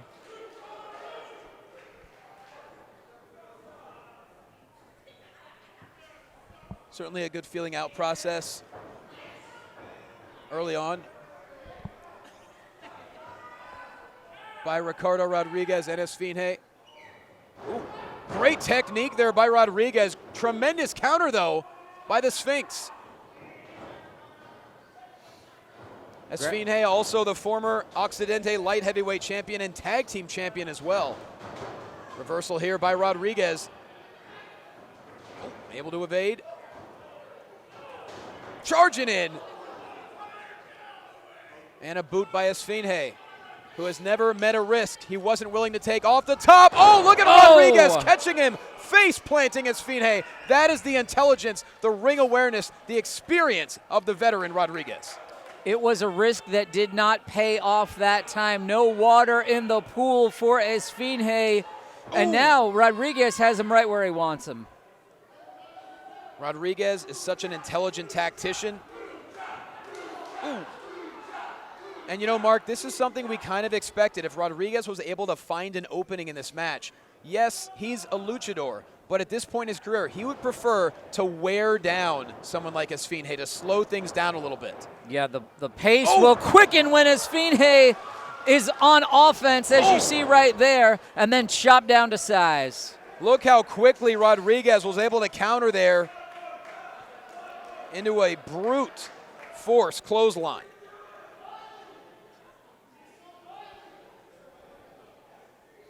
Rodriguez, owner and operator of Three Legacies Wrestling in Lancaster, Pennsylvania, and a boot to the chest of Esfinge. And win or lose, when you are in the ring with so many legends like Rodriguez has been over the years, you pick up something every single time. Yeah, learning just by osmosis from being around the greats. And taking it all out on Esfinge's chest here. Into a cover. Ooh, Esfinge gets the right shoulder up. And, you know, many wrestling fans would argue one of the greatest Royal Rumble entrances in history was by Ricardo Rodriguez. Not the fanciest car in the world, but one of the greatest entrances.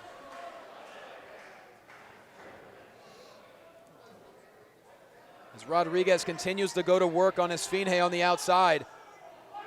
Ooh! Slap to the chest, and Rodriguez really stunning the fans here in Pittsburgh, and now a right hand.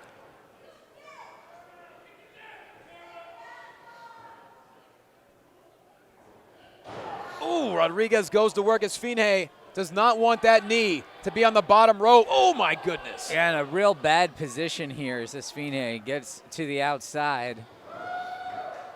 Esfinge looking for a reprieve on the outside. Rodriguez wisely wasting no time, heads to the outside, but there's the powerful striking on display of Esfinge. As he looks to follow up. Ooh. It's been hard hitting tonight. We've already seen Tessa Blanchard retain the OWA Women's Championship. Still to come, the JCW American Championship on the line in our second main event tonight. Joey Janela challenging Facade. Meanwhile, Esfinge rolls Rodriguez back inside the ring. But Rodriguez, very powerful striker in his own right. Ooh. Caught him. Ducks a line, does Esfinge. Oh, my goodness. Oh, a low bridge sends him to the outside. Rodriguez, the intelligence on display, imploring the official to make the call. Looks like Rodriguez would gladly take a count-out victory here. It'll still be a win in the record books. It'll be a win here in the OWA as Esfinge has an even record thus far, including trading wins with Joe Alonzo, as we talked about earlier. Joe Alonzo's victory was absolutely disgusting, but we'll get into that at another date. As Rodriguez, a boot into a cover, and Esfinge able to use his core strength to power out at 2. Is he trying to rip the mask off? Is he going for the mask? That certainly is unsportsmanlike, even if it would not result in a disqualification here. And in Lucha Libre rules, it would be a disqualification. Talking some smack, too. Oh my goodness, Esfinge, perhaps out of desperation. A super kick connects, and now a clothesline. And Esfinge, he has been stifled thus far in his rifle-powered offense, but now picking things up. A knee, and now off the top. Oh, springboard drop kick to Rodriguez into the cover. This could be it. Rodriguez able to stay in the fight. Once again, thank you for joining us live from Pittsburgh, Sunny Days Arena. We are on the Unbeaten Sports Channel, your home for live sports, your home for exclusive OWA action. And wow, launching Rodriguez to the opposite corner, who wisely rolls to the outside, but Esfinge looking to switch gears. He's not waiting. Through the second rope. Shoulder tackle, suicide dive right into Rodriguez. Still within diving distance of Esfinge, and Rodriguez got caught. What a night it's been. Unbeaten Sports can be seen across the U.S., Canada, Europe, into a cover here, and Rodriguez gets the shoulder up. Unbeaten can be seen in Africa, now even Australia, on Fetch TV. Truly one of the fastest rising sports channels. We thank you for joining us.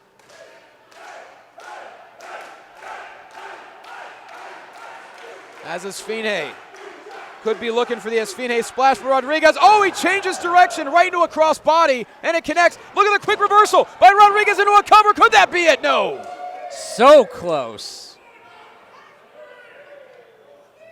Rodriguez has really had Esfinge scouted so well in this matchup. Oh, quick reversal. Again, Rodriguez coming out of that exchange for the better. What a cutter. Could that be it? Esfinge powers out, but Rodriguez once again has an answer for the Sphinx.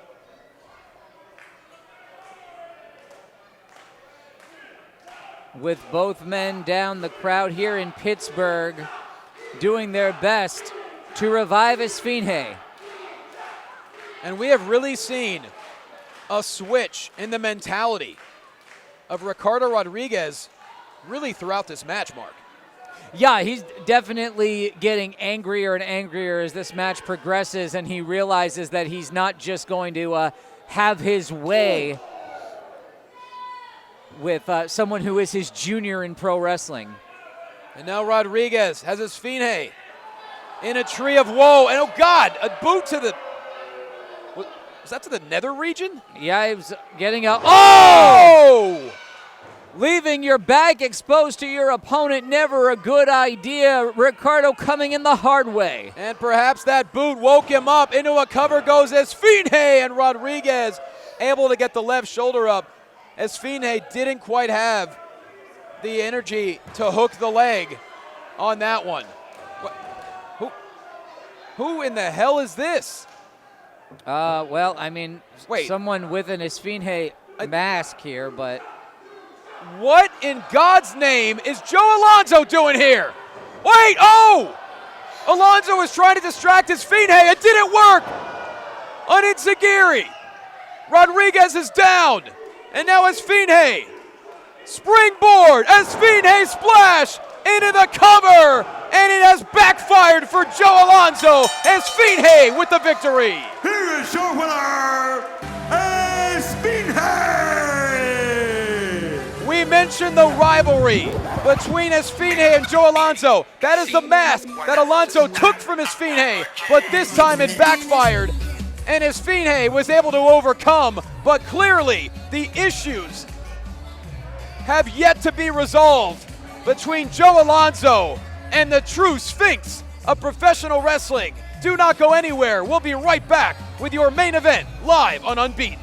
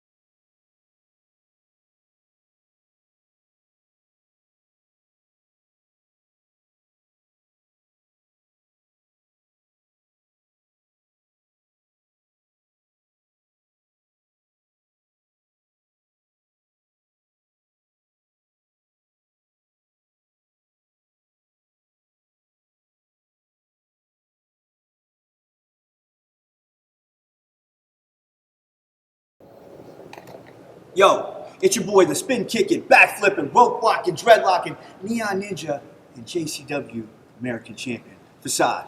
And tonight, I'm defending this prestigious title against none other than the bad boy, Joey Janela. See, me and Joey Janela, we're no stranger to creating chaos, to getting crazy, doing all kinds of dumb stuff. And tonight, for the first time ever in an OWA ring in my hometown of Pittsburgh, we're gonna do it one more time. No DQ. Anything goes for this title.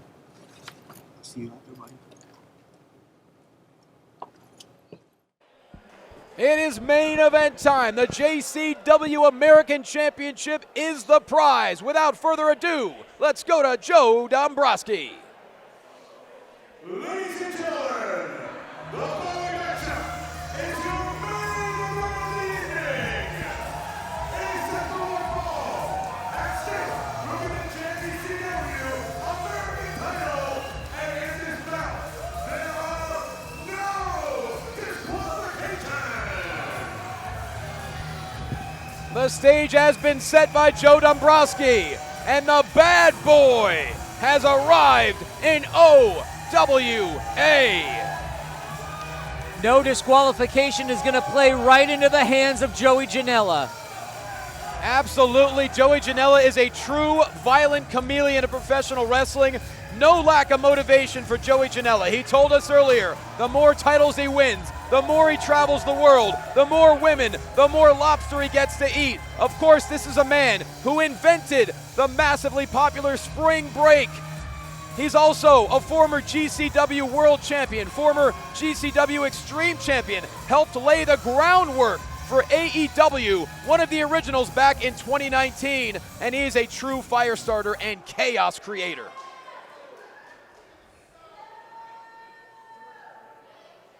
But as we heard moments ago, his opponent is steadfast on keeping the gold.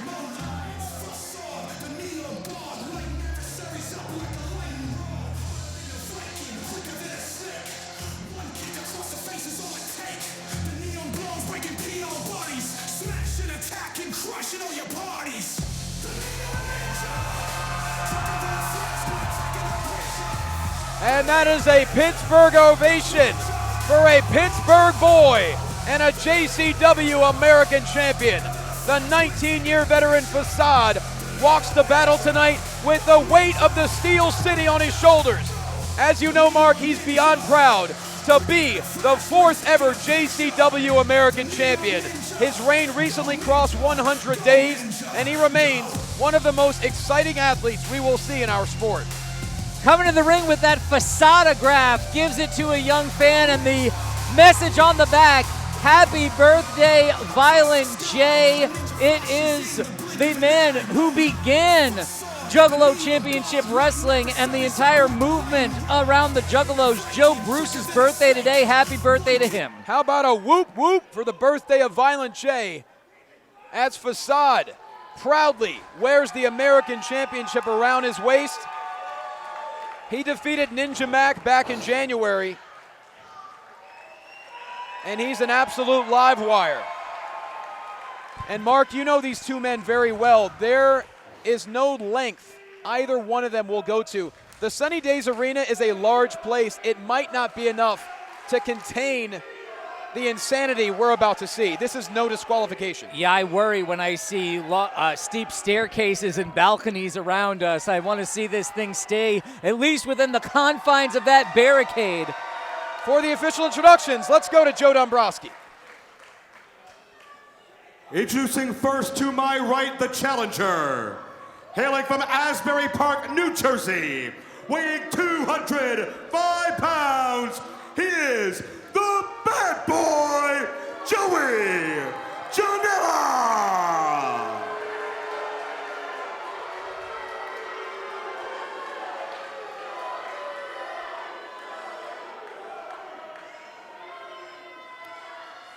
And his opponent, he is roaming the streets at night, creeping while you're sleeping, weighing in today at 191 pounds.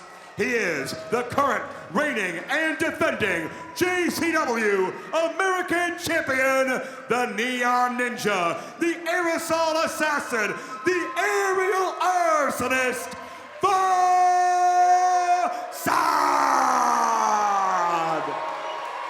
A heck of an introduction for the JCW American Champion. It's a relatively new championship for Juggalo Championship Wrestling, but the very first championships in historical lineage of professional wrestling. The American Championship was older than any of them. Before we had a world champion, we had American champions on this soil. Facade carrying all of that legacy around his waist here tonight against a man who helped to lead Game Changer Wrestling in the two-day war against JCW last August at the Gathering, and really through much of 2025. And as you mentioned in the opening moments of this broadcast, there are severe issues between JCW and GCW, so Joey Janela has vowed to bring that title to Game Changer Wrestling. That would really shake the core of JCW. And, you know, ultimately, this is what OWA is about. There is an open door. We want the best competitors possible in OWA. Case in point, Janela, Facade going to war. These guys struggling now, grappling for an advantage. It's going to be some time feeling each other out, testing each other's strength and balance, and Facade has incredible balance and core strength. Look at it there. No question, case in point. And, you know, these two have gone to battle before, but never with a title on the line. And well, let's be honest, there isn't anything either one of these men haven't done to their bodies over the course of their career. Janela has survived death-defying plunges, a smorgasbord of weapons, even fire.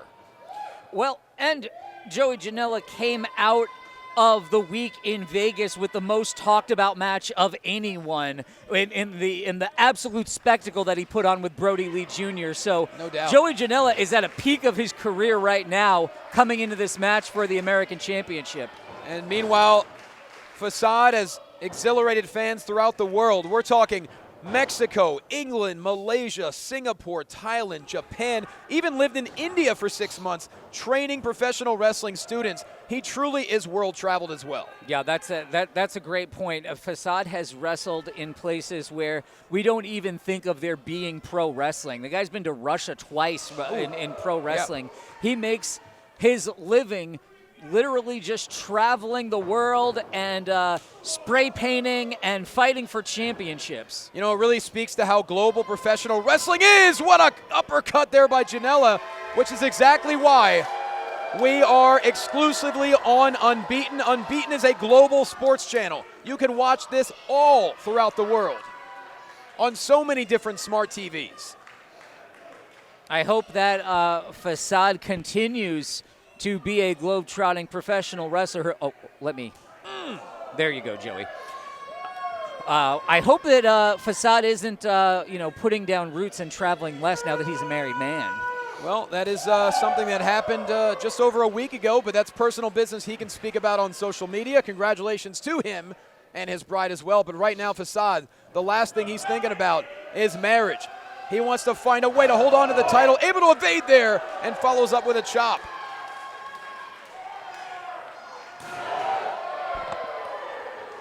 And this really has been a feeling out process in this no disqualification match. Many expected a fast start, but these are two very intelligent professional wrestlers. They realize you don't want to make a mistake too early. Yeah, it would definitely be you're only going to get one mistake in a match like this. Yes. Is the point. And Joey, if my memory serves correctly, Joey Janela was the second man from Game Changer Wrestling to invade Juggalo Championship Wrestling. Jeeves brought in Effie. Effie brought in Joey Janela as his tag partner, and they really wreaked some havoc in the tag division of JCW last year. And when you wreak havoc in JCW, that's really saying something. As a high bar. Tremendous reversal here, sending Facade into the turnbuckle. Now Joey Janela goes to work, and Janela really has changed his style over the years as well. He's become much more methodical, and he's always done whatever it takes to win, but he's really gone overboard with being surgical in the ring and wearing down his opponents. Well, you have to. At some point, the human body can only take so much. Facade has not reached that point yet. And Facade trying to goat Janela in. Janela certainly had that scouted, but a shot to the midsection by the Neon Ninja. And there is the inventive offense of the JCW American Champion. Springboard! And a drop kick connects both men down. Got him. Yeah, Facade really has not slowed down the pace, has not slowed down his aerialism at all in his wrestling offense, despite the scars on his body, his years of competing. He also competed in Power Slap in Vegas. Absolutely has, and he's got a powerful right hand and a powerful knee across the throat of Joey Janela, who wisely bridges up to get the shoulders up. Facade, one of those competitors in JCW who is a juggalo through and through, somebody who connects easily with the crowd because he lives that same kind of lifestyle, and that's the kind of lifestyle Janela leads right there. Took a little bit too long. Janela able to sweep the leg into a German suplex, wasted no time into a cover, new champ, no. Facade able to get the right shoulder up. And this is a Joey Janela who competed at the very first All-In in what? A hardcore match against Hangman Adam Page. There isn't any kind of match that Joey Janela doesn't thrive in. Feels just as comfortable in a death match as he does taking on the Invisible Man. Right now, he's got the American Champion over that middle rope. Utilize that entire 5 count. Joey Janela, his biggest influence, many would say. The legendary Sabu. He's the man who retired Sabu. Hey, that's the same is true about Facade. Facade, you'll see attributes to Sabu cover throughout. Here. Ooh, Janela able to roll out. That was ever so close, but look how quickly Janela springs back to his feet with a vicious European uppercut. Looking pretty satisfied with himself is the bad boy of pro wrestling. Referee George Ross, who's also spent his time in JCW, can't do much about it. No DQ here. But thus far, both competitors, it's almost like a battle of egos here. Who is the better wrestler? That's essentially what we're seeing thus far. You have to wonder who is going to take the first big risk. Well, that's quite a battle of egos. Both of these men are aware of all that they have accomplished in pro wrestling. Joey in control now. But we've got some of our youngest attendees getting behind the Neon Ninja. Well, a lot of these young fans here, they've been watching Facade for their entire life. He is a local hero here in Pittsburgh. Yes, he's traveled across the world, but he's home right now. He wants to make everybody proud, and Joey Janela looking to stifle it once again into a cover. Do we have a new American champion? No! You saw Facade desperately trying to grab the bottom rope, but also able to kick out at the same time. Joey has kept this at a slower and more methodical pace, as you said. He's done a great job of grounding Facade. Yeah, the neck crank now, trying to wear down the Neon Ninja. The fans, as you mentioned, trying to get behind Facade. But Joey Janela into another cover, and Facade able to stay in the fight, but Janela, no wasted motion whatsoever, right back on the offensive.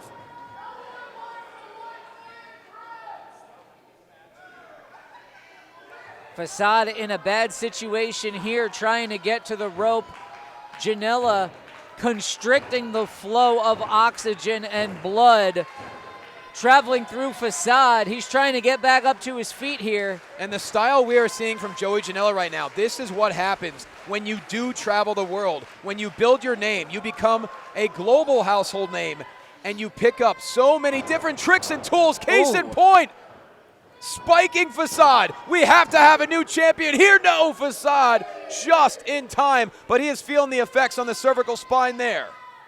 Well, yeah, that basically a pile driver just came down hard on the top of his head, did Facade. And now Joey's going all the way up. Whoa! The bad boy heading up to the mezzanine of the Sunny Days Arena. Facade is down. Oh, he took a little bit too long at Facade. It took all his energy, but stifling Janela just for a moment, and there's the athleticism all the way up to the top rope. And a boot buys Facade just a little bit of time here, and oh my God. What's Facade thinking here? Oh! Bringing Janela back in the hard way is Facade, and now there's a real opening for the American champion. A much needed opening. Can Facade find a way to bring the title and keep the title in JCW? Successfully defended that championship against Kerry Morton, Nick Nemeth, Mecha Wolf. Another A-list name to add to Facade's resume if he can successfully defend that championship here tonight. But Janela has a grit and an ability to withstand pain that is beyond most, as Facade, a trifecta of clotheslines, looking to get a second wind. Now taking the fight, taking the fists and the boots to Joey Janela. These guys have such a similar trajectory, so many similar skills. And look at them, they almost mirror each other in their gear here tonight. Oh, Janela runs into a big boot hard in the corner. Janela charging in, Facade, like you said, gets the boot. Oh, quick springboard into an enziguri, that connects. Facade quickly into a cover, hooks the leg, and the champion retain. Janela finds a way out. Facade doing an excellent job of keeping Joey Janela at bay. Strike and move, get more space, build up more momentum, and strike again. Well, it's been much needed, as Janela has been in control for much of this title match thus far. But now, Facade, the first man back to his feet. Janela is rocked in the corner. The Neon Ninja charging in, and now Janela with a boot. Immediately heads up to the top turnbuckle, looking for perhaps a tornado DDT. Facade got out. Whoa, hold on a second. There's the agility of the Neon Ninja heading up to the top. And we're about to see some funambulism like in the circus. Oh, got caught. The bad boy catches Facade. Are you kidding me? And now a collection of elbows. Facade out of desperation, a spike DDT. Nailed him. That whole exchange did not go the way that Facade wanted, but he still came out on top. Both men thoroughly exhausted. Janela rolling to the outside. And as we mentioned, this is no disqualification. All weapons legal. All holds legal. No countouts. You can only win by pinfall or submission. Oh, God, what is Facade thinking? He doesn't see the chair, I don't believe. Oh, he does now. Janela wisely was ready. Oh, dear God. Double stop on the steel. And we're about to have a new American champion. And oh, my God, Facade finds a way to kick out. Can you imagine, Johnny, if a GCW guy wins the JCW American Championship on Violent J's birthday? Well, you tell me. You're at every single JCW event. What would that do? I mean, it's a real slap in the face. And the last guy we want to see carrying around gold in JCW is Joey Janela. And that's exactly what is thriving the bad boy right now. He's the ultimate antagonist. And now a chair to the midsection. Oh, Facade is in deep trouble here. And now to the back. Janela right into a cover. He'll win any way necessary, but it's going to take a little bit more. Facade really worse for wear. Got a steel chair thrown right at his skull. After getting slapped in Vegas last week, I mean, the champion is wearied. And Janela has the confident grin on his face. He feels like he's moments away from taking the gold home from Pittsburgh. Oof. I mean, this is more insulting. Yeah, some of those strikes connecting, some of them, yeah, just meant to insult and demean the champion. As we mentioned, Mark, there's a distinct history between Facade and Janela. Now, oh, Janela charging in, drop toe hold, and face first. Into the chair goes Janela. What a counter by the champion. More shades of Sabu, who had a hand in mentoring both of these men. Facade pointing now to the heavens. Indeed he is. And now Facade, oh my God, a springboard moonsault by the American champion, rolls into the cover, and he does not retain. My God, what a match. Facade still with the upper hand here. He's stirring first.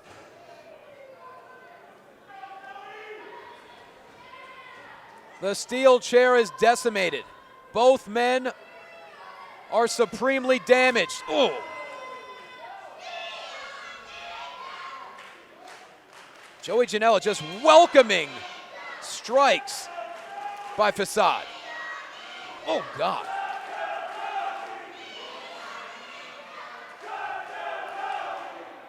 You could hear it's loud in Pittsburgh in this title match. Some contingent of fans of the bad boy here. Much deeper voices than the ones that are cheering for Facade. No question. Nonetheless, there's certainly fans for both of these men. Oh, Snapdragon. Right Janela on the head. Locked in the double underhook. Connects, and now, oh God, no. Going for again. The position of that chair, not advantageous to anyone. New champion, no. Janela perfectly executed into the bridge on top of the steel. And Facade, he's writhing in pain right now. He's trying to get feeling back. There's no doubt that shocked the nerves in the upper thoracic, in the lower cervical. No question about it. And the eyes, the sadistic eyes of Joey Janela. Mark, you know there's no limit to his creativity when it comes to violence. Absolutely stalking his prey right now is Janela. What's he going to do with him? Oh, God. Ooh! Oh, that was an open-handed slap. Again, just mocking Facade. Joey Janela can sense victory once again. He's calling for it right now, the elusiveness. Facade, oh! He just threw his body at Janela and connected with a heel kick. Oh. A chop right to the throat. Now Janela, counter by Facade. Now the Neon Ninja going for a springboard. Janela wise to it, able to evade. Oh my God, Janela cleans the clock once again of Facade, and both men are decimated. Yeah, caught him with that lariat, turned him inside out. Both of these men down now.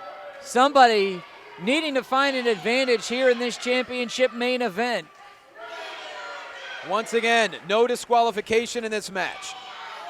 The winner will walk away, the JCW American Champion. Facade has been the champion, the incumbent for over 100 days. But there is no doubt Janela wants to snag that title. Both of these men going to leave it all in the ring. Well, there's not going to be much left of either one of them. Well, Janela, oh God, no. Oh! Just decimates that chair. And now Janela wasting no time, looking for the package pile No, driver. not again. Oh God, he's won so many matches with the package pile driver. That has to be it. Janela did damage to himself there. Into a cover, new champion. Oh my God! Facade, out of instinct, was able to reach the bottom rope. Janela didn't realize that Facade was close enough. And can you blame him at this point? Both men exhausted, both men desperate.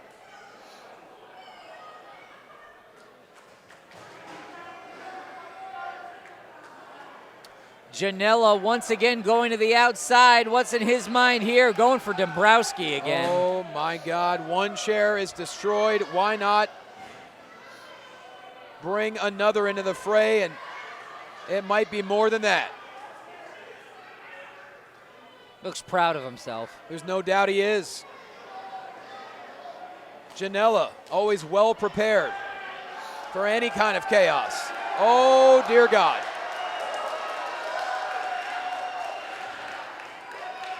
Janela tossing a table into the ring, along with a steel chair.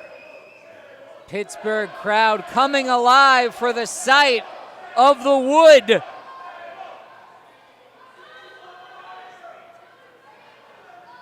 Janela certainly has something in mind. That table's seen better days. Regarding this table, that is a thick piece of wood right there. Janela, though, dealing with damage to his lumbar spine in his own right.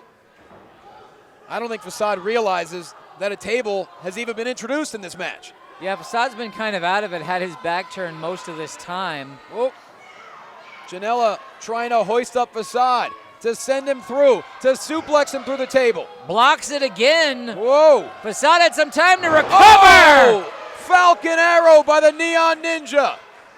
Janela to the outside.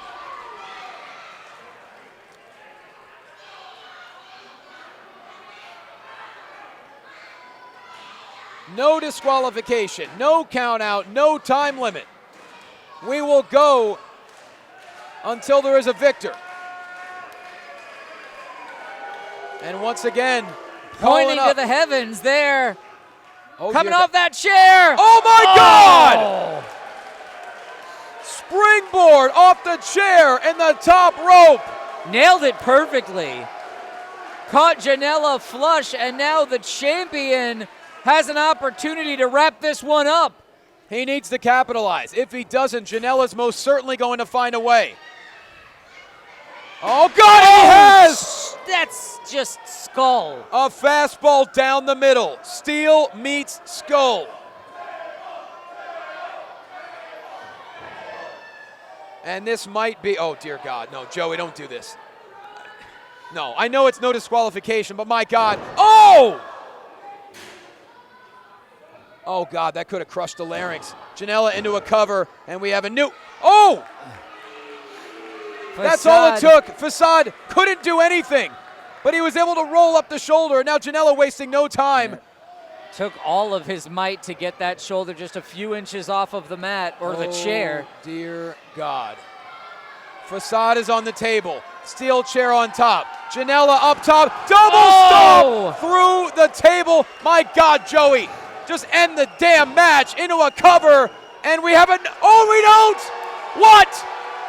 Facade refuses to give up in his hometown. He found a way, perhaps in the pin attempt. Janela hooked the legs, but Facade was able to use his core strength to roll through. It's just instinct at this point. It's gotta be. I'm not sure if Facade knows that he's in his hometown.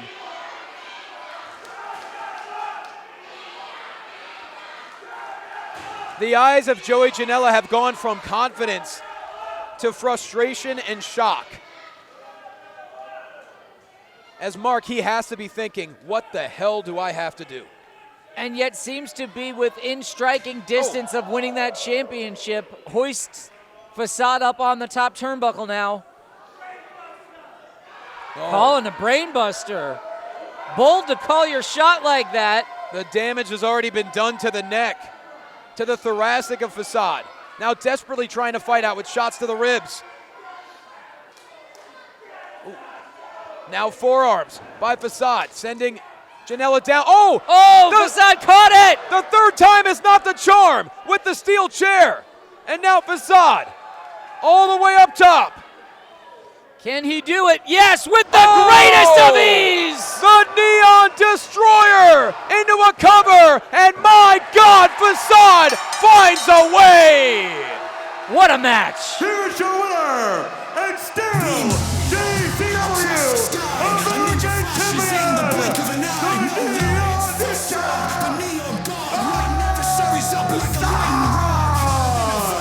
as the fans of Pittsburgh rightfully standing on their feet for a vicious war of attrition, as JCW fans breathe a sigh of relief because the Neon Ninja is bringing the title home. Bringing it back to the Dark Carnival, bringing it back to the Michigan Loop over Memorial Day weekend. Please watch Lunacy on YouTube on Thursday nights. Absolutely. As Facade, one of the most grueling matches of his long career in his hometown, in front of his home fans, finds a way to remain the JCW American Champion. And what a night it's been from Pittsburgh. Live on Unbeaten Sports, your home for live sports. For everyone here at Only Wrestlers Live, for Mark Roberts, for Joe Dombrowski, I'm Johnny LaQuasto. We thank you so much for joining us. Follow Only Wrestlers Live everywhere, because the party will always continue. Oh, wait. Could we, hold on a second, let's not go off air yet. Let's not cut this yet. Tremendous sign of respect there between two absolute warriors. As I was saying, this has been Only Wrestlers Live in Pittsburgh. Thanks for watching us on the Unbeaten Sports Channel.